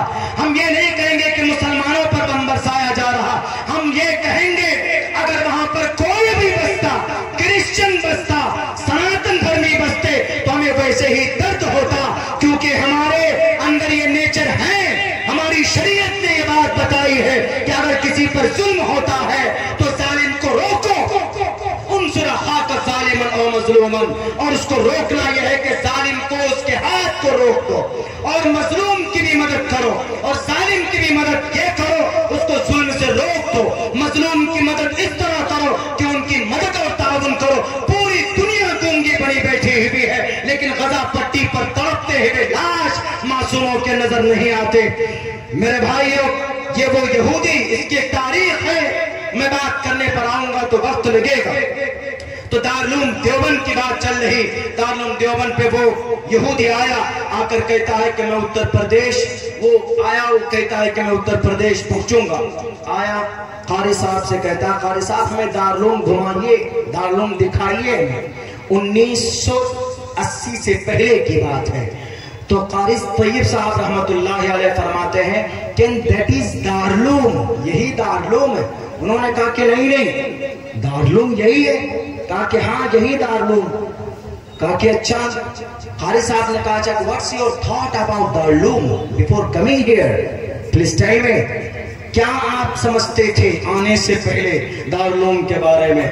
تو انہوں نے کہا کہ میں یہ سوچتا تھا کہ آپ کی جو دلی ہے، یہ آپ کی اتنی بڑی دلی دارالعلوم کے کونے میں آ جائے، اتنا بڑا ایریے میں آپ کا دارالعلوم ہوگا، اتنی بڑی بڑی بلڈنگ ہوگی۔ تو قاری صاحب نے مسکرا کر کے کہا، قاری طیب صاحب نے کہا کہ مسٹر جوڈائزم، خیر ان کا تو نام لے کر کہا ہوگا، مجھے نام یاد نہیں، اس لیے جوڈائزم یہودی کو بولتے۔ انہوں نے کہا کہ محترم ایسا ہے کہ دارالعلوم کسی بلڈنگ کا نام نہیں، دارالعلوم کسی عمارت کا، کسی فنڈ کا، کسی تنظیم کا نام نہیں ہے، دارالعلوم کسی جگہ، ایک جگہ کا نام نہیں۔ انہوں نے کہا Darul Uloom that is an inspiration، یہ ایک تحریک کا نام ہے۔ کہا کیسے؟ کہا کہ اوسلو نوروے جائے، اوسلو کی راجدھانی شاید نوروے ہے یا نوروے کی راجدھانی اوسلو ہے، میں کنفیوز ہو رہا ہوں۔ تو وہاں پر 6 مہینے تک دن، 6 مہینے تک رات، وہاں پر قاری صاحب نے کہا وہاں جاؤ، وہاں پر مسجد میں اگر کوئی امام ملے گا تو اس امام کو قرید کر دیکھنا، تو وہاں پر بھی آپ کو دارالعلوم دیوبند نظر آئے گا، اس کو دارالعلوم کہتے ہیں۔ دارالعلوم اتنا بڑا، اسی لیے جو لوگ، جو دنیا کے لوگ دارالعلوم کے اوپر جن کو شک ہے، دارالعلوم دیوبند کی بنیاد ہی اس لیے رکھی گئی تھی تاکہ اس دو بڑے مقاصد تھے دارالعلوم دیوبند کی بنیاد کی۔ ایک مقصد یہ تھا، مولانا قاسم نانوتوی رحمت اللہ علیہ کا، کہ بھئی ہماری جو شریعت ہے، ہمارا جو قرآن ہے، اس کی حفاظت ہو، اور جہاں دارالعلوم میں مجاہد ہندوستان انگریز کے خلاف جنگ میں تیار، جنگ میں ان کے خلاف میدان میں لڑائی کے لیے ہمارے بچے پیدا ہو، ہمارے افراد پیدا ہو، یہ 2 اغراض و مقاصد دارالعلوم دیوبند کے بنیادی تھے۔ دارالعلوم اور اس پر عمل کیا ہے الحمدللہ ہمارے فضلائے دارالعلوم دیوبند۔ اگر یہ مقصد نہیں ہوتی، اگر یہ نیت نہیں ہوتی، تو 1912 کے اندر ایک تاریخ یہاں سے بتاتا ہوں، سنو، اگر تمہارے کان میں طاقت ہے، اگر یقیناً تم سننا چاہتے ہو کہ دارالعلوم کی کیا وہ، آپ سے نہیں اور لوگوں سے کہنا چاہتا ہوں، دارالعلوم دیوبند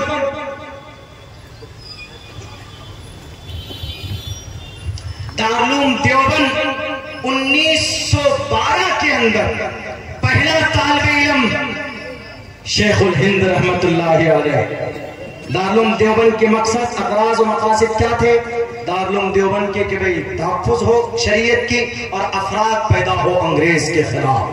تو سب سے پہلا طالب علم، عالم دین، نوجوان شیخ الہند حضرت مولانا محمود حسن دیوبندی رحمت اللہ علیہ میدان میں آئے۔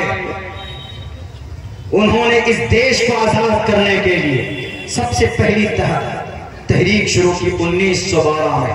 وہ تحریک کون سی تھی؟ تحریک ریشمی رومال۔ اس تحریک کے بانی شیخ الہند پہلا طالب علم، اور ان کے ساتھ اس تحریک کو مضبوط کرنے کے لیے مولانا عبید اللہ سندھی باہر سفر میں چلے گئے، ترکی بھیج دیا، افغانستان بھیج دیا، حجاز چلے گئے تاکہ وہاں سے مدد طلب کریں ہمارے اس ملک ہندوستان کو آزاد کرانے کے لیے، انگریز کو بھگانے کے لیے۔ کیا قربانی نہیں دی ہے ہمارے علماء نے۔ مولانا شیخ الہند رحمت اللہ علیہ خود سفر پر نکل گئے، چلے گئے کہاں؟ حجاز چلے گئے کہ اس تحریک کو ہم مضبوط کریں۔ حجاز مقدس میں 2 سال تک رہے، لیکن مولانا عبید اللہ سندھی خط لکھتے تھے کہ بھئی ہم نے یہ کام کیا، ہم نے یہ کام کیا۔ وہ خطوط پکڑ لیے برطانوی سامراج ان کے جاسوسوں نے، اور انہوں نے دیکھا کہ اچھا دیش کو آزاد کرانے کے لیے دیش سے باہر تحریک چل رہی ہے۔ کون ہے شیخ الہند؟ پکڑو۔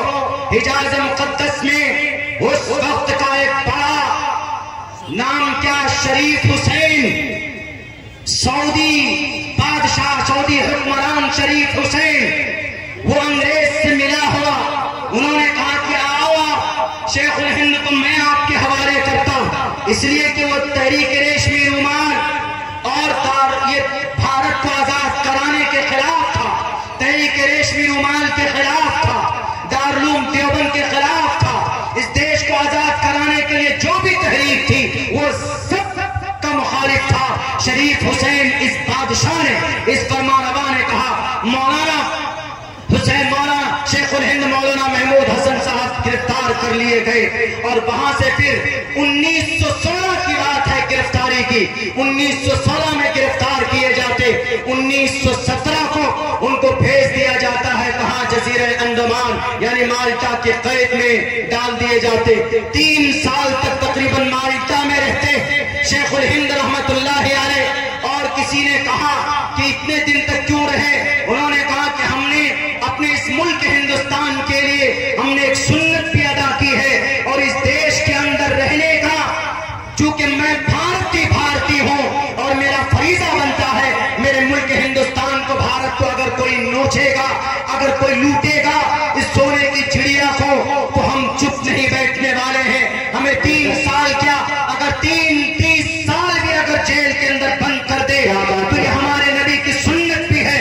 انہوں نے کہا کہ ہمارے نبی شیخ ابی طالب میں بند ہو سکتے ہیں، 3 سال تک مقید کر دیا گیا تھا، بلکہ اس جیسی صعوبت اور پریشانی ہے تو ہم نے تو برداشت بھی نہیں کی۔ شیخ ابی طالب میں ہمارے نبی کو 3 سال تک کے لیے اس گھاٹی کے اندر مقید کر دیا گیا، محصور کر دیا گیا تھا۔ یہاں تو وہاں تو کھانا بھی ملتا تھا مالٹا کے اندر، لیکن شیخ ابی طالب میں کھانے کے سامان بند، آپ کچھ کھا نہیں سکتے، جو بھی تھا بچا کھچا سب ختم ہو چکے تھے۔ تو آپ کہیں گے کھاتے کیا تھے صحابہ؟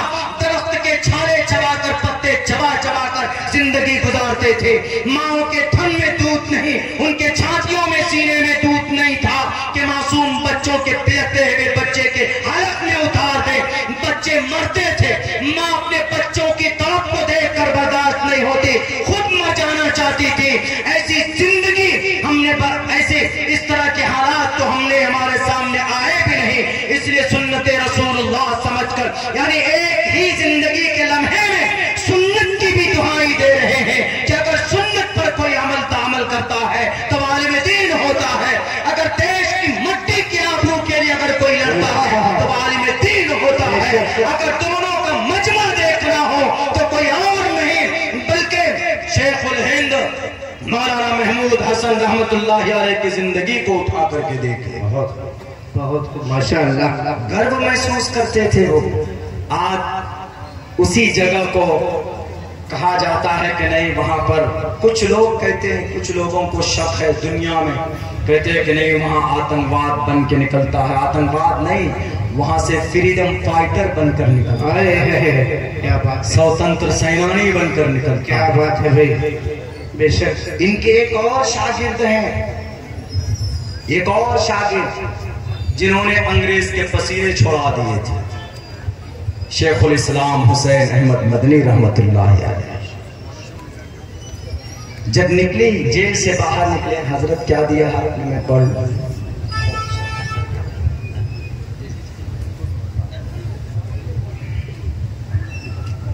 جی میں بات کر کے رہا کروں گا، اس کی ضرورت بھی ہے انشاءاللہ، بات کریں گے اس پہ۔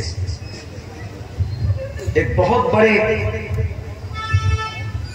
شیخ الہند رحمت اللہ علیہ کے شاگرد محترم حسین احمد مدنی شیخ الاسلام رحمت اللہ علیہ، ان کی تاریخ ہے جب مولانا شیخ الہند جب جیل سے باہر آئے، مالٹا سے جب باہر آئے، قید خانے سے باہر آئے، تو سب سے پہلے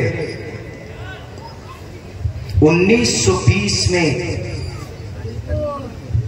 ترک موالات نان کوپریشن کا فتویٰ دیا کہ انگریزوں سے لین دین بند کس لیے تھا؟ اس دیش کو آزاد کرنے کے لیے تھا. اور اسی پر متحد ہوئے کون؟ ہمارے دیش کے father of the nation Mohandas Karamchand Gandhi جی اس پر متفق ہوئے. بلکہ ان کو باضابطہ اس فتوے کو کلکتہ میں جب کانفرنس ہوئی تھی اس وقت کی کانگریس پارٹی کی، تو کانگریس پارٹی 1884 کے اندر اس کی بنیاد ڈالی گئی تھی. بہرکیف وہ ایک الگ وہ ہے. تو کلکتہ کے اندر باضابطہ اعلان کیا گیا، مولانا ابوالکلام آزاد نے اعلان کیا ہے کہ بھائی اس پر ہم عمل کریں گے، ترک موالات کے اوپر انگریز کو بھگانا ہے ہر حال میں. اس کے اوپر بات ہوگی. Father of the nation Bapu ji, Mahatma Gandhi, یہ ایسے لوگ تھے ان کے اندر اس دیش کا، اس ملک کے لیے بہت درد تھا، بہت درد تھا. جیسے ہمارے نبی پاک علیہ السلام روتے تھے راتوں کو، کھڑے ہوتے تھے، پاؤں میں ورم آ جاتا تھا قوم کے لیے. اس لیے کہا گیا اسم اللہ ملے مترا ورونا دیویانی دھتا اللہ ورونو متر ستیجس کامیا ہوتا ربندرو ہوتا رمندرو مہا شورندرو. لفظ مہا محمد رسول اللہ کے لیے کئی جگہ پر لگا گیا. نراشن سمواجن واجن نیشیدیرم پوشنم سر میری مہیرتم نر درگا دوسوا سدانو وشو سمانو. دنیا نے سمان کیا، دنیا نے عزت دی. یہ الفاظ، یہ جملے جناب محمد رسول اللہ کے لیے شاستروں کے. نراشنس مہاپریے، مہاپریے محمد رسول اللہ کے، ہمارے نبی جناب محمد رسول اللہ صلی اللہ علیہ وسلم. ایسے مہاتما گاندھی، ان سے کمپیئر نہیں کر رہا، ان کے اندر بھی بہت اچھی اچھی صفات تھی. کیوں؟ چونکہ بہت زیادہ متاثر تھے حضرت ابوبکر، حضرت عمر فاروق کی زندگی سے، جناب محمد رسول اللہ کی زندگی سے. بیرسٹر تھے نا گاندھی جی. مہاتما گاندھی تو بعد میں لقب پڑا، پہلے کیا تھے؟ بیرسٹر. بیرسٹر مطلب لائر ہوتا، وکیل ہوتا، وکیل کے بعد ایڈوکیٹ ہوتا، ایڈوکیٹ کے بعد بیرسٹر ہوتا. یہ تین ہیں. اس میں کس کی کیا ڈیفینیشن ہے بتائیں گے تو تھوڑا ٹائم لگے گا. بچے، اسکول کے بچے جو LLB کرتے ہیں وہ بتا دیں گے آپ کو، کوئی مسئلہ نہیں ہے. تو بیرسٹر تھے. بیرسٹر مطلب انہوں نے بیرسٹری کی پڑھائی کی تھی، وکالت کی بہت زیادہ کوالیفیکیشن گاندھی جی کے اندر. گاندھی جی کو کسی نے کوٹ پینٹ سوٹ ٹائی کے اندر نہیں دیکھا ہوگا آج تک، دھوتی میں ہی. کیوں پتا ہے؟ اس کا ایک ٹریجڈی ہے، ایک واقعہ. ایک مرتبہ بہار، بلکہ انہوں نے ستیہ گرہ، اس آندولن کی شروعات انہوں نے بہار چمپارن سے بیتیا سے کی. بہار کی دھرتی بڑی تاریخی دھرتی ہے، لیکن کسی زمانے تک آج بھی کچھ لوگ اسٹیٹ کو وہ سمجھتے جھارکھنڈی، بنگالی، آسامی، منی پوری، UP اور بہاری. وَجَعَلْنَاكُمْ شُعُوبًا وَقَبَائِلَ لِتَعَارَفُوا وَرْنَا إِنَّ أَكْرَمَكُمْ عِندَ اللَّهِ أَتْقَاكُمْ. According to the Indian Constitution, equality before law or the equal protection of the laws within the territory of India. آپ کسی کو حقارت کی نگاہ سے نہیں دیکھ سکتے. کہہ رہے ہیں قاری صاحب ہے، یہ UP والا ہے. ساؤتھ کے ایریا میں جائیں گے، UP والوں کو تھوڑا اس سے دیکھتے ہیں. بہرکیف تو وہ گئے تو اپنے دوست کے گھر پہ گئے. کہاں تھے؟ ساؤتھ افریقہ میں پریکٹس کر رہے تھے نا موہن داس کرم چند گاندھی جی. ان کو ان کے استاد نے کہا کہ تم کو یہاں پریکٹس کی ضرورت نہیں ہے، تمہاری ضرورت ان انڈیا، بھارت جاؤ، انگریز کو بھگاؤ. اب بڑے عالی شان زندگی تھی ان کی، کوٹ پینٹ ٹائی، ہزاروں کے سوٹ. آپ کو یقین نہیں ہوگا کہ مولانا ہم نے کہیں دیکھا ہی نہیں، ان کو کہیں تصویر نہیں دیکھی. تو میں دیکھی، آپ کو پڑھیں گے تو آپ کو بھی پتہ چل سکتا، کوئی مسئلہ نہیں ہے. تو جب وہ گئے، دعوت دی گئی ان کو. ان کے دوست نے دعوت کی کہ آ جاؤ یہیں سے شروع کرو. تو اپنے دوست کے گھر پہ جب پہنچے ہیں تو کھانا وانا ہو جانے کے بعد میں انہوں نے کہا کہ میں گھر کی عورتوں سے دعا لینا چاہتا ہوں, میں ان کے آشیرواد چاہتا ہوں, آپ ہمیں آشیرواد دے دیجئے, ہم کامیاب ہو جائیں اپنے ملک کو, اپنے بھارت کو آزاد کرانے میں, بس ہم یہ چاہتے. تو ان کے دوست نے کہا ٹھیک ہے آپ بیٹھیے. تو ان کی بیوی آئی, آشیرواد دے لیا, بیوی گئی, پھر ماں آئی, کچھ دیر میں دعا مل گئی, آشیرواد دے دیا. انہوں نے کہا کہ نہیں, میں چاہتا ہوں کہ بھئی میرا سر جھکے تو دونوں کے سامنے جھکے, تمہاری امی کے سامنے اور تمہاری اہلیہ کے سامنے بھی. انہوں نے کہا, کان میں کہا کہ میں ایک بات بولوں, دونوں ایک ساتھ نہیں آ سکتی, اکٹھے نہیں آ سکتی. کہا کہ کیوں؟ کہا اس لیے نہیں آ سکتی, مجبوری ہے. کہا کہ کیا مجبوری جو تم بتا نہیں سکتے؟ الگ الگ آ سکتی ہیں, ایک ساتھ کیوں نہیں آ سکتی؟ انہوں نے کہا کہ ہمارے پاس ہمارے گھر میں پہننے کے لیے صرف ایک ہی ساڑی ہے, دو نہیں ہے, اسی لیے میری بیوی پہن کے آتی ہے تو ماں وہاں پر دوسرے بڑے کپڑے نہیں, چھوٹے کپڑے ہیں گھر میں جو پھٹے پرانے ہیں, تن مکمل ڈھک نہیں سکتا, اس وجہ سے وہ اندر رہتی. پھر یہ جاتی ہے تو وہ بدل کر وہ آتی ہے, وہ اندر رہتی. تو اس وقت گاندھی جی کی زبان سے الفاظ کچھ نہیں نکلا, اسپیچ لیس ہو گئے, منہ کی بات منہ میں کچھ نہیں بول سکتے. اس دن سے انہوں نے فیصلہ کیا کہ جب ہمارے بھارت کے اندر ایسی غریبی ہے, ہمارے بھارت کے اندر اتنی پسماندگی ہے, مجھے کوئی ادھیکار نہیں ہے کوٹ پینٹ سپاری سوٹ پہننے کا, یہ بلیزر پہننے کا اٹھا کر پھینک دو, کوئی ادھیکار نہیں ہے 2-2, 4-4, 5-5 ہزار روپے کی پینٹ پہننے کا. ہمارے نوجوان تو موچی انگلینڈ مفتی کی پینٹ ڈھونڈیں گے, بنا مفتی کی پینٹ کی ان کی پتہ نہیں زندگی شاید نہیں گزرتی ہے. میرے بھائیوں, ساری برانڈ جوڈائزم کی ہے, یہودیوں کی ہے, یہ ساری برانڈ. انہوں نے اسی وقت فیصلہ کیا کہ میں اپنے آج کے بعد میرے بدن پر یہ عالیشان یہ مہنگے کپڑے نہیں ہوں گے, بس پوری زندگی انہوں نے 2 کپڑوں میں گزار دی. اور اس دیش کے آرتھک, اس دیش کو جی ڈی پی کو مضبوط کرنے کے لیے انہوں نے کپڑے بنانا بھی شروع کیا. اسی کے لیے انہوں نے چرخے پہ بیٹھتے تھے اور سوتی کپڑا کھدر جس کو کھادی بولتے ہیں, اس کپڑے کو وہ بنانے کی پوری کوشش کرتے تھے. اسی لیے ان کا نام کیا پڑا؟ ہمدردی کی وجہ سے, غربت کو دور کرنے کی وجہ سے ان کا نام پڑا مہاتما گاندھی. بھارت کے اندر کسی مسلمان نے ان کا یہ نام کرم چند گاندھی کے ساتھ میں لفظ مہاتما لگایا تھا. مجھے مکمل طور پر اس شخص کا نام نہیں معلوم ہے, لیکن اگر کوئی مہان بنتا ہے تو کسی وجہ سے بنتا ہے, کسی بیسک وجہ سے بنتا ہے, کچھ خوبیوں کی وجہ سے بنتا ہے. اور تمام دنیا کے افراد ایک طرف, اسی لیے ہم کہتے ہیں کہ نراشنس مہا پریہ مسیحت کے, کہ بھئی جب ایک دو اچھی صحیح صفت تھی ان کے اندر گاندھی جی کو, تو مہاتما گاندھی کہتے ہیں, ہم ان کو فادر آف دا, ہم باپو کہتے ہیں, اس دیش کا فادر کہتے ہیں. وہ حقدار بھی ہیں اس لیے کہ وہ ظلم کو برداشت نہیں کرتے تھے, وہ امن اور شانتی کے ساتھ ہر کام کرتے تھے.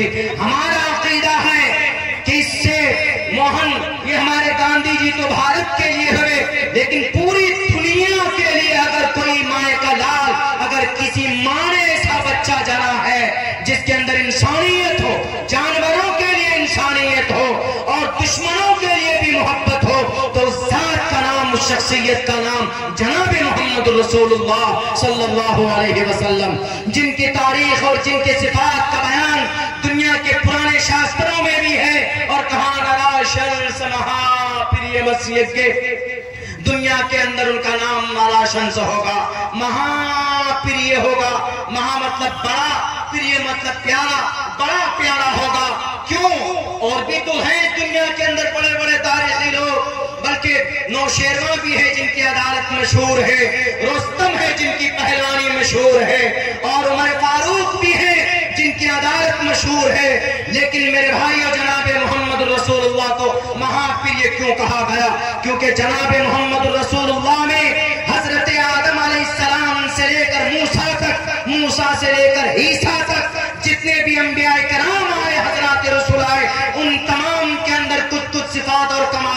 اللہ نے ان تمام صفات اور کمالات کو جمع کر کے اللہ تبارک و تعالیٰ نے تنہ تنہا محمد رسول اللہ میں بھر دیا تھا. اسی لیے مہاپریہ کہا، نراشنس مہاپریہ ہے کوئی ماں کا لال جو اپنی بیٹی کے قاتل کو معاف کر دے. نہیں دکھا سکتی تاریخ، لیکن محمد رسول اللہ نے اپنی بیٹی کے قاتل کو حرار ابن اسود کو معاف کیا ہے. اپنی ان کی بیٹی حضرت زینب کے کو نیزہ مارا تھا، پسلی میں لگی تھی، جن کی وجہ سے ان کا حمل ساقط ہوا تھا اور اسی زخم میں ان کی وفات بھی ہوئی تھی. لیکن جب فتح مکہ کا وقت آتا تو اپنی بیٹی کے قاتل حرار ابن اسود کو معاف کر دیا جاتا ہے. کوئی ماں کا لال جو اپنے چچا کے جسم کا مصلح کرنے والا ایسے قاتل اگر مل جائے تو اس کو کوئی سینے سے لگا لے، اس کو معاف کر دے، کوئی نہیں ملے گا. لیکن محمد رسول اللہ نے اپنے چچا کے قاتل حضرت وحشی کو گلے سے لگایا ہے. انہوں نے حضرت حمزہ کے جسم کے ٹکڑے کیے تھے، انگلیوں کے پوربوں کو کاٹا تھا، سینے کو پھاڑ کر اتریوں کو نکال کر ان ہندا کو دیا اور چبانے کی کوشش کی تھی. ہے کوئی ماں کا لال جو بتائے کہ نبی کو ہر وقت تکلیف دینے والا ابو جہل کا بیٹا آپ نے فتح مکہ کے موقع پر اس کو بھی معاف کر دیا تھا.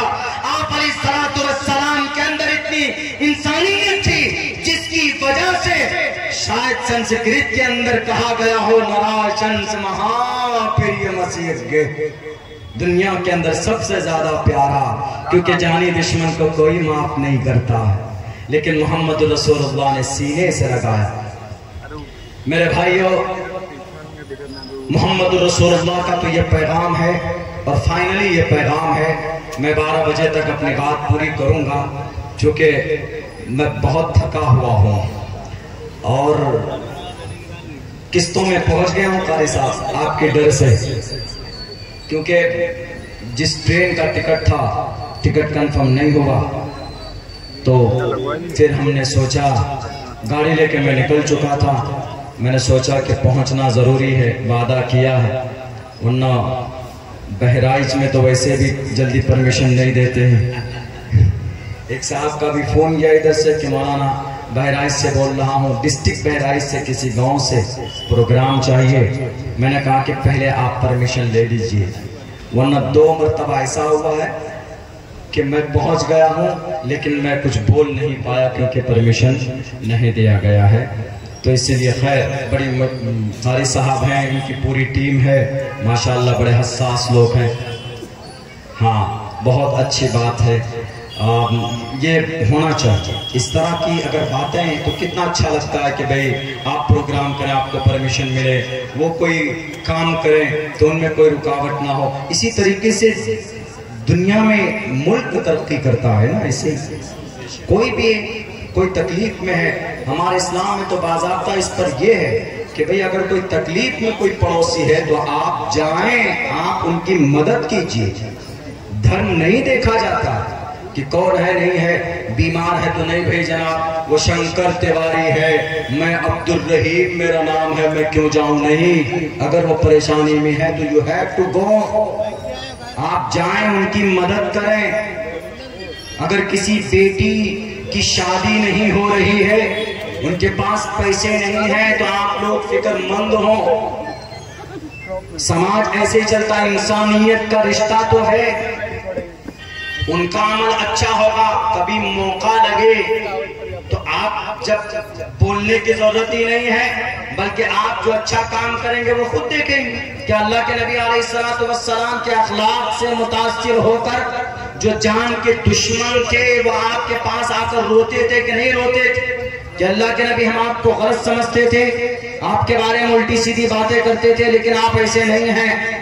جناب محمد رسول اللہ کے اخلاق سے جو دنیا کے اندر میں جو پیغام دیا ہے، آپ وہ کام کریں گے تو خود بخود اسلام اوپن ہوگا، اسلام کی ڈیفینیشن لوگ سمجھنے لگیں گے.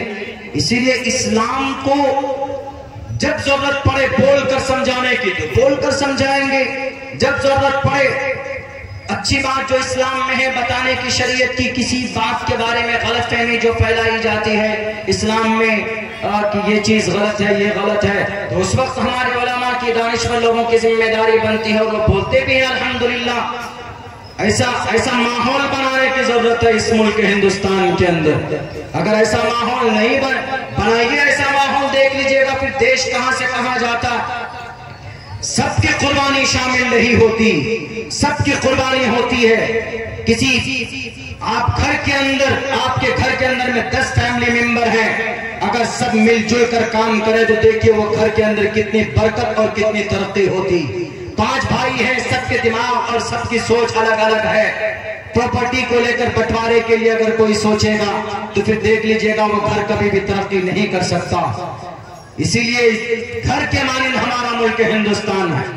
اس کے اندر میں ہندو ہو کہ مسلمان ہو کرسچن ہو، بھائی ہندو بھائی ہیں ان کا احترام ہم کریں، کرسچن ہیں ان کا احترام کریں، وہ پریشانی میں ہم ان کے ساتھ ہو.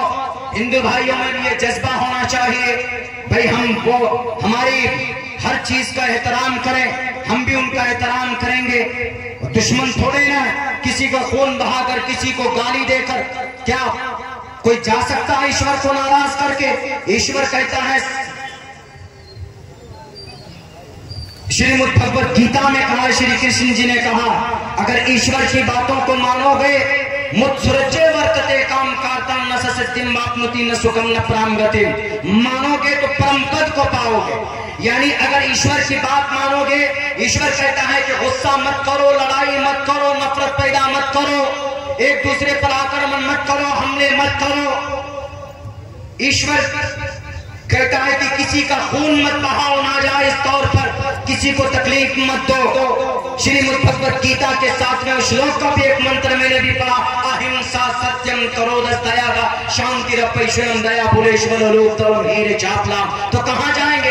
ایشور اگر خوش ہوگا تو آپ کی زندگی خوش ہوگی، ایشور ناراض ہوگا نہ سکھم، لفظ نہ سکھم، آپ سکھ نہیں پا سکتے.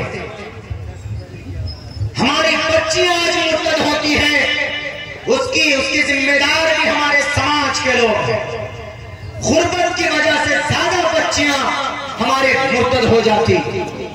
ہر کوئی اپنی اپنی زندگی میں مگن ہے، محنت کر رہا ہے، بھائی چلو ہم پیسہ کمائیں، ہماری زندگی بس سکھ چین کی ہونی چاہیے. لیکن ہمارے سماج کے اندر جو بیٹی ہے، ہمارے سماج کے اندر کوئی غریب ہے، اس کا باپ نہیں، اگر باپ ہے تو غریب ہے.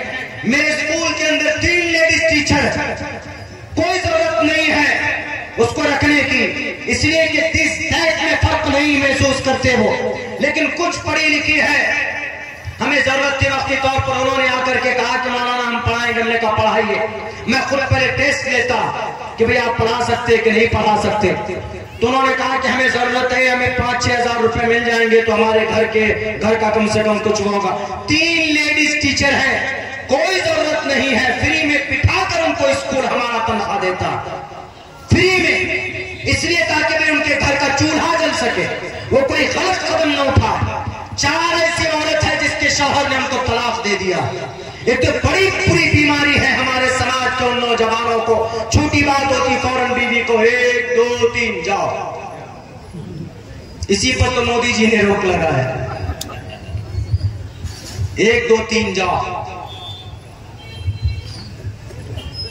غلط ہے. بیوی ہے آپ کی، شریک حیات، life partner, will be friendship between your wife and you ہونا چاہیے. لیکن نہیں ہوتا، چھوٹی چھوٹی بات میں فون پہ دے دیتے. تم کو منع کیا تو تم وہاں کیوں گئے؟ جاؤ، میں نے تم کو 3 طلاق دے دیے، جاؤ ہٹو. اگر اس کا استعمال کریں گے، طلاق دینے کا ایک بہت بہترین راستہ ہے. لیکن کب میں سمجھاؤں آپ کو، کئی جگہ اسپیچ تقریر میں اپنی بات میں بول چکا ہوں. علماء کرام مجھ سے زیادہ ذی صلاحیت یہاں بیٹھے، آپ کو بہت اچھے انداز میں سمجھا سکتے ہیں، لیکن مائک ابھی میرے ہاتھ میں ہے تو میں بتا رہا ہوں آپ کو کہ طلاق دس از این ایمرجنسی ونڈو، ایک صرف ایمرجنسی ایک دروازہ، اور اس کو اس وقت کھولا جاتا ہے کہ جب کوئی اندر میں کوئی حادثہ ہو جائے، کچھ ایسا جان بچانے کے لیے اب نکلنا ہے تو کیا کریں گے؟ مین گیٹ بند ہے تو ایمرجنسی ونڈو کھولتے ہیں، ایمرجنسی دروازہ کھول کھول کر نکلتے ہیں. طلاق سیم اسی طرح. طلاق آپ اپنی بیوی سے یا شوہر سے آپ نکلنا چاہتے ہیں کہ بھئی ہم زندگی کے سارے پہلوؤں کو ہم نے ٹرائی کیا، ہماری زندگی نہیں گزر سکتی. کیوں اسلام میں یہ چیز کیوں ہے؟ کیونکہ کرسچن میں یہ چیز نہیں ہے. کرسچن میں اگر ایک مرتبہ شادی ہو جائے کرسچن دھرم میں تو ساتوں جنم تک اسی کے ساتھ رہے گا، ساتوں جنم تک. ایک جنم کے بعد پتہ نہیں کون سے جنم ہے. کرسچن کی بات کر رہا ہوں میں. ہمارے سناتن دھرمی بھائی ناراض نہ ہو بھائی، آپ کا عقیدہ ہے، آواگمن کا عقیدہ ہے، اکارڈنگ ٹو دا ویل ہم کو تو نہیں ملا ہے، خیر بیرکت. لیکن کرسچن کی بات کرتا ہوں. کرسچن میں عیسائی جس کو بولتے ہیں، دنیا کے اندر سب سے بڑی جماعت، سب سے بڑی قوم کرسچن، حضرت عیسیٰ کو ماننے والے مختلف طبقوں میں، کیتھولک، آرتھوڈوکس، سلطانیہ. ان کے یہاں اگر ایک مرتبہ کسی عورت سے شادی ہو جائے تو ان کو لے کر پوری زندگی رہنا بھی چاہیے. لیکن خدا نہ خواستہ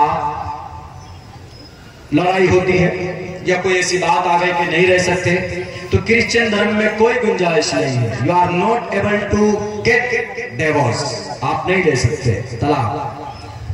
یہودی میں اس کا الٹا ہے. یہودیوں میں یہ ہے کہ اگر آپ نے شادی کی، بیوی کے دانت تھوڑے اٹھے ہوئے تھوڑے سے، آپ بیوی کو لے کر گئے بہرائچ کے شاپنگ کسی مال میں، اسمارٹ بازار میں گئے، بگ بازار میں گئے، وہاں پر آپ کو کوئی خوبصورت محترمہ مل گئی تو یہودی میں یہ ہے کہ اچھا یہ اس سے زیادہ خوبصورت، اس کو کہیں محترمہ آپ جائیے ہماری زندگی سے، میں ادھر جا رہا ہوں، جا کر اس کے ہاتھ پکڑ کر اس کے شادی کر سکتا ہے، یہ محترمہ کو طلاق دے سکتا ہے آنن فانن 2-3 سیکنڈ میں. اس کے اندر میں بہت زیادہ چھوٹ ہے اور کرسچن میں بہت زیادہ تشدد ہے. تو ان دونوں کے بیچ، افراط اور تفریط کے بیچ نارمل راستہ اسلام نے نکالا ہے. اسلام میں ایسا نہیں کہ شادی ہو گئی تو بھئی پوری زندگی لے کر رہیں گے، ایسا نہیں. اور یہودیوں کے طرح اتنا آسان بھی نہیں ہے کہ بھئی کوئی اچھی محترمہ مل گئی تو اپنی والی جو پہلے اس کو کہہ دے بائے بائے ٹاٹا جاؤ، ایسا نہیں. اسلام یہ کہتا ہے کہ بھئی کوشش کرو، بھائی نہیں ہوتا ہے تو اپنے جو بڑے ہیں تم ان کو بلا کر بٹھا کر بات کرو، سرپرستوں کو بلا کر بٹھا کر بات کرو، کیونکہ نکاح ہے، رشتہ ہے، اس کو ایسے نہیں توڑ سکتے. لیکن ساری کوششیں اگر محنت اور بیکار ہو جائے تو ایسی صورت میں ڈائریکٹ مت طلاق دو، کیونکہ لفظ طلاق ایک ایسا ورڈ ہے کہ کبھی کبھی ہے نا طلاق ہو جانے کے بعد تب بعد میں سوچتے ہیں اوہ بہت نقصان ہو گیا، اب ہمیں ایک ہونا چاہیے. اب پھر مفتی صاحب کو، کچھ مفتی صاحب کو پیدا کر لیتے ہیں وہ لوگ، اصل مفتی صاحب کو، کچھ مفتی صاحب برپا ہوتے ہیں وقتی طور پر، ان کو کہتے ہیں کہ مولانا مفتی صاحب ایسا ایسا ہوا. کہا کوئی بات نہیں، تم کیا بولے تھے؟ اچھا ایسا ایسا بولے تھے، ٹھیک ہے کوئی بات نہیں، ہم کرا دیں گے سب، 15-20 ہزار روپے خرچ ہوں گے، ہم تمہارا حلالہ کرا دیں گے. اسی حلالے کو لے کر میڈیا والے اچھلتے کہ یہ دیکھیں اسلام میں حلالہ کرایا جاتا ہے.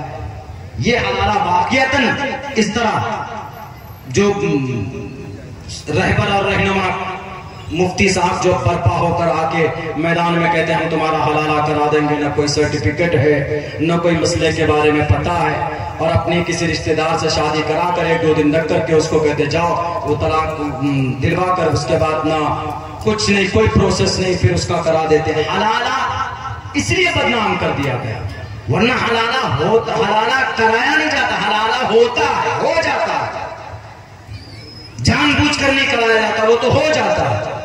طلاق ہی دینے کی نوبت ہے، ساری کوششیں بیکار ہو گئی تو شوہر سے کہا جا رہی بھائی تم ایک بیوی کو 1 طلاق دے دو. حالت طہور میں محترمہ کو کہہ دیجئے محترمہ میں تم کو 1 طلاق دیتا ہوں، 2 مت دیجئے، 3 مت دیجئے، 1 ہی دیجئے. اب طلاق لفظ طلاق آنے کے بعد ہو سکتا ہے کہ دل پلٹ جائے، شوہر اور بیوی کو سوچنے کا موقع مل جائے اور وہ کہیں نہیں یار ہمارے بچے ہیں چھوٹے چھوٹے، یا ہماری 2 سال 3 سال کی زندگی ہے بہت اچھی رہی ہے، بیچ میں ہم نہیں ہو سکتے، تو آپس میں کچھ نہیں کرنا، بس محترمہ کو پکڑیے گاڑی میں بٹھائیے شاپنگ مال لے کر جائیے، اس کے بعد بس ہنسی خوشی ہو گیا، معاملہ سیٹ ہو گیا، پھر کچھ نہیں. یہ دیکھ لیجیے ایک راستہ، ابھی ٹائم ملتا، پورے ٹائم ملتا آپ کے پاس 1 مہینے کا، تب بھی اگر سمجھ میں نہ آئے تو بھائی پھر اگلے مرتبے میں اس کو کہو کہ محترمہ دوسری ہو سکتا ہے کہ اس میں ٹائم میرے سوچنے کا کتنا موقع ملتا ہے. یہ اسلام ہے, اس کو میڈیا والے نہیں دکھائیں گے. حلالہ طلاق, 3 طلاق, 3 طلاق, اور حلالہ اسلام میں ناجائز اور حرام. ہاں جو لوگ پیسے لے کر حلالہ کرواتے, پروسیس کو فالو کیے بغیر, وہ ناجائز اور حرام ہے. مثال کے طور پر کسی نے بیوی کو ٹھیک ہے طلاق دے دی, دے دینے کے بعد اب اس بیوی نے سوچا اب تو میرا کچھ نہیں ہے. عدت گزارنے کے بعد اب اس عورت نے سوچا کہ بھئی مجھے تو میری زندگی اس سے گزرے گی نہیں, چلو مجھے کوئی دوسری اب شادی کرنی چاہیے. انہوں نے دوسری شادی کر لی. اس عورت نے اتفاق سے دوسرا شوہر بھی انتقال ہو گیا, یا وہاں پر بھی بات نہیں بنی, یا کچھ ہو گیا, تو وہاں پر سے بھی اس نے طلاق لے لی. طلاق لینے کے بعد اب اس عورت نے سوچا یار اس سے اچھا تو وہی تھا, چلو ہم پہلے شوہر سے کرتے ہیں. پہلا شوہر بھی راضی ہو گیا, تو اب دونوں کی نکاح, اب یہ دونوں نکاح کر سکتے ہیں. یہ جو دوسرے شوہر سے نکاح تھا اس کو حلالہ مانا جائے گا. یہاں حلالہ کروایا نہیں گیا بلکہ حلالہ ہوا. اسی لیے اسلام میں حلالہ کروایا نہیں جاتا, حلالہ ہوتا. جو صحیح ڈیفینیشن ہے یہی ہے. اگر کچھ غلطی ہوگی تو علماء کرام ہماری اصلاح کر سکتے ہیں. علماء یا زیادہ بہتر انداز میں آپ کو سمجھا سکتے ہیں. اسی لیے اسلام کا کوئی پیغام گندا نہیں ہے. طلاق یا حلالہ یہ کسی عالم دین کے گھر کی طرف سے یہ آرڈر نہیں ہے, بلکہ قرآن کریم میں اللہ تبارک و تعالیٰ نے بیان کیا. اور انہی الفاظ اور انہی گرامر کو نکال کر ہمارے بڑے بڑے جو پوروج اور بڑے بڑے اکابر علماء کرام تھے, جو بڑے دانشور تھے اور بڑے گیانی تھے, گرو گیانی تھے, انہوں نے نکال کر لوگوں کو بتایا کہ بھئی اس کا مطلب یہ ہے, اس کا مطلب یہ. بلکہ مفتی سعید احمد صاحب پالنپوری فرماتے تھے اگر ان سے زیادہ اگر کسی کے اندر اگر استنباط کا یعنی قرآن سے حدیث سے مسئلہ نکالنے کی صلاحیت اگر کسی کے اندر ہے تو نکال سکتا ہے آج کے زمانے میں بھی. اس لیے کہ سارے علم پہلے والوں کے لیے نہیں تھے. وہ فوق کل ذی علم علیم, البتہ وہ خیر القرون کا زمانہ ہے. اسی لیے ہم اعتماد کرتے ہیں چونکہ ان کی اپنی طرف سے بات نہیں ہوتی, بلکہ انہوں نے جو بات کہی ہے قرآن و حدیث کی روشنی میں کہی. اس لیے میں دنیا کو پیغام دینا چاہتا ہوں کہ دنیا والوں ہماری شریعت کو برا بھلا مت کہو, بلکہ اس شریعت پر عمل کرنے کی کوشش کرو. دیکھو انشاءاللہ تبارک و تعالی, اور اگر پرسکون نہ ہو آپ کی زندگی تو ہمیں آپ کہنا. آج ہمارے دیش کے پرائم منسٹر صاحب نے ایک بڑی اچھی بات کہی. انہوں نے یہ کہا ہے کہ جب کسی بچی کا ریپ ہوتا تو میڈیا والے خوب خبر کو شائع کرتے, لیکن جب اس ریپسٹ کو پھانسی کی سزا ہوتی ہے تو اس کو بند کمرے میں پھانسی دی جاتی ہے. نہیں, بلکہ آج لال قلعہ کا بھاشن سنیے. آج کا 15 اگست سن 2024 کو جو لال قلعہ میں ہمارے پرائم منسٹر صاحب نے جو دیش کو سمبودھن کیا, انہوں نے کہا ہے کہ جیسے ریپسٹ کے لیے جب ریپ ہوتا ہے بچی کی عزت ٹوٹی جاتی ہے تو خوب شور کرتے ہیں, تو ایسے ہی جب اس کو سزا ملے تو اس کی خبر کو پوری دنیا میں پھیلاؤ تاکہ ڈر بنے اور بھے بنے. قرآن یہی کہتا, قرآن کہتا ہے الزانیۃ والزانی فاجلدوا کل واحد منہما. قرآن کہتا ہے کہ زنا کرنے والی اور مرد اور عورت دونوں کو جمع کیا جائے میدان میں, اور بلکہ میدان میں جمع کرو, اور ان کے اوپر اگر وہ شادی شدہ ہیں تو اس کی کمر تک گڈھے کھود کر اس کو ڈبو دو, اور اوپر سے پتھر مار مار کر اس کے خون بہا بہا کر اس کو مار دو جان سے. کیوں؟ تاکہ اور کوئی سماج کا کوئی بچہ کسی عورت کے ہاتھ پر اس کی عزت پر ہاتھ نہ ڈالے. میرے بھائیوں, قرآن کا پیغام آج مسٹر پرائم منسٹر صاحب نے, اللہ نے ان کی زبان سے آج نکلوائی. اگر کوئی نوجوان ہے, اگر اس کو زیادہ شوق ہے اپنی سیکسول ڈیزائر پورا کرنے کا, تو اللہ کے نبی فرماتے ہیں کہ اس پر نکاح کرنا واجب اور ضروری. جاؤ سماج میں نکاح کرو, اور سماج کے اندر نکاح کرنے کے بعد ایک خوشگوار زندگی گزارو. لیکن تمہیں حق نہیں سماج کی کسی بیٹی کو شراب پی کر ان کی عزت لوٹنے کا. مارنا تو دور کی بات ہے جناب, لوٹنے کا کوئی ادھیکار نہیں. لیکن اگر کوئی کمارا لڑکا کسی بچی کی عزت لوٹتا, قرآن کہتا ہے کہ 100 پورے برساؤ, اور ایسے نہیں لوگوں کے بیچ میں کھڑا کرو, لوگوں کے بیچ میں جمع کرو. قرآن میں یہ لفظ ہے عوام کے بیچ میں جمع کیا جائے, کوڑے برسائے جائیں, تاکہ खबर दूसरों तक पहुंचे और डर पैदा हो, ताकि किसी बच्ची की इज्जत पर कोई नौजवान हाथ न डाले। ये हमारा कुरान का पैगाम अल्हम्दुलिल्लाह। इसीलिए हम कहते हैं कि भाई कुरान वो चीज है, ये सिर्फ 1450 साल पहले वालों के लिए नहीं है, बल्कि ये Quran to the day of judgement, क़यामत तक इस पर अमल करने के लिए। लोग अगर कोई बोले कि आपके कुरान में मॉडर्न साइंस नहीं है, हम तो कई जगह पर बोल चुके, हमने कहा कि कुरान में मॉडर्न साइंस नहीं, कुरान में मॉडर्न साइंस नहीं, कुरान में लेजर साइंस है। मॉडर्न साइंस, हमने भी एक उदाहरण दिया आपको, मॉडर्न साइंस का जमाना अभी है, जदीद टेक्नोलॉजी अभी 1519 में इसका सबसे बड़ा गुरु माना जाता अल्बर्ट आइंस्टाइन, 3 शादी की, तीनों को तलाक दे देकर हटाया अल्बर्ट आइंस्टाइन। इसकी एक हिस्ट्री उधर नहीं जाना चाहूंगा मैं, लेकिन एक जमाना वो आएगा जिसको कुरान बयान करता है, वयखलुकु मा ला तालमून, ऐसी चीजों को रब पैदा करेगा जिनके बारे में तुम सोच नहीं सकते। अभी मैंने आपको बताया ना कि भाई उड़न तश्तरी हम लोग सुनते हैं, आएगा इसका जमाना। ये लेजर साइंस, लेजर साइंस का इस्तेमाल पता कब हुआ? असल तो कुदरत है, लेकिन कुदरत उन चीजों को दुनिया में कभी कभी उतार कर दिखाता है। जब अल्लाह के नबी बुर्राक पे बैठकर जब ये आसमान पे गए थे, सिदरतुल मुंतहा गए, वहां से आए, तो ये बहुत कम वक्त लगा। जब गए थे तो कुंडी जो लगा कर गए थे वो कुंडी हिल रही थी इतने कम समय में। How is it possible? ये कैसे हो सकता? तो इसीलिए किसी साइंसदान ने कहा है कि उस वक्त लेजर साइंस का इस्तेमाल किया गया होगा। और लेजर साइंस में पता है क्या होता है? लेजर साइंस में कुव्वते कशिश खत्म हो जाती। कुव्वते कशिश जब खत्म हो जाए तो उस वक्त किसी भी चीज को थोड़े से भी आप ठोकर देंगे तो वो तेजी के साथ निकलती है।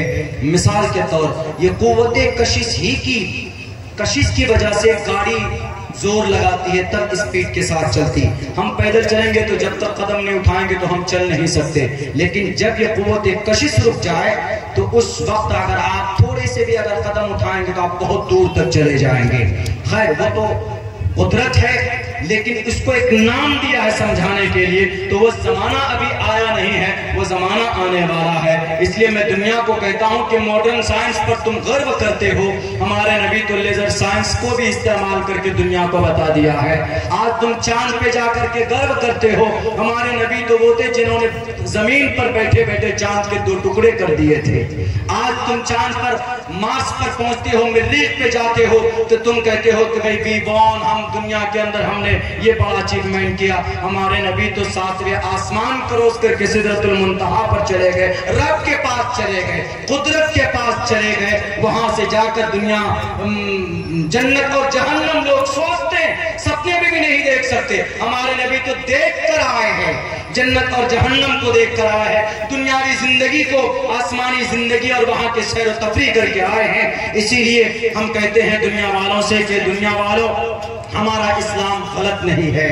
बस इतना कहूंगा, Islam is the best religion to the world. चाहे वो दुनियावी मामलों में हो या दीनी मामलों में हो, हर एक मामले में इस्लाम हमारी रहनुमाई और रहबरी करता है। और इसके मानने वाले कोई भी गलत बात अपनी तरफ से नहीं कहते।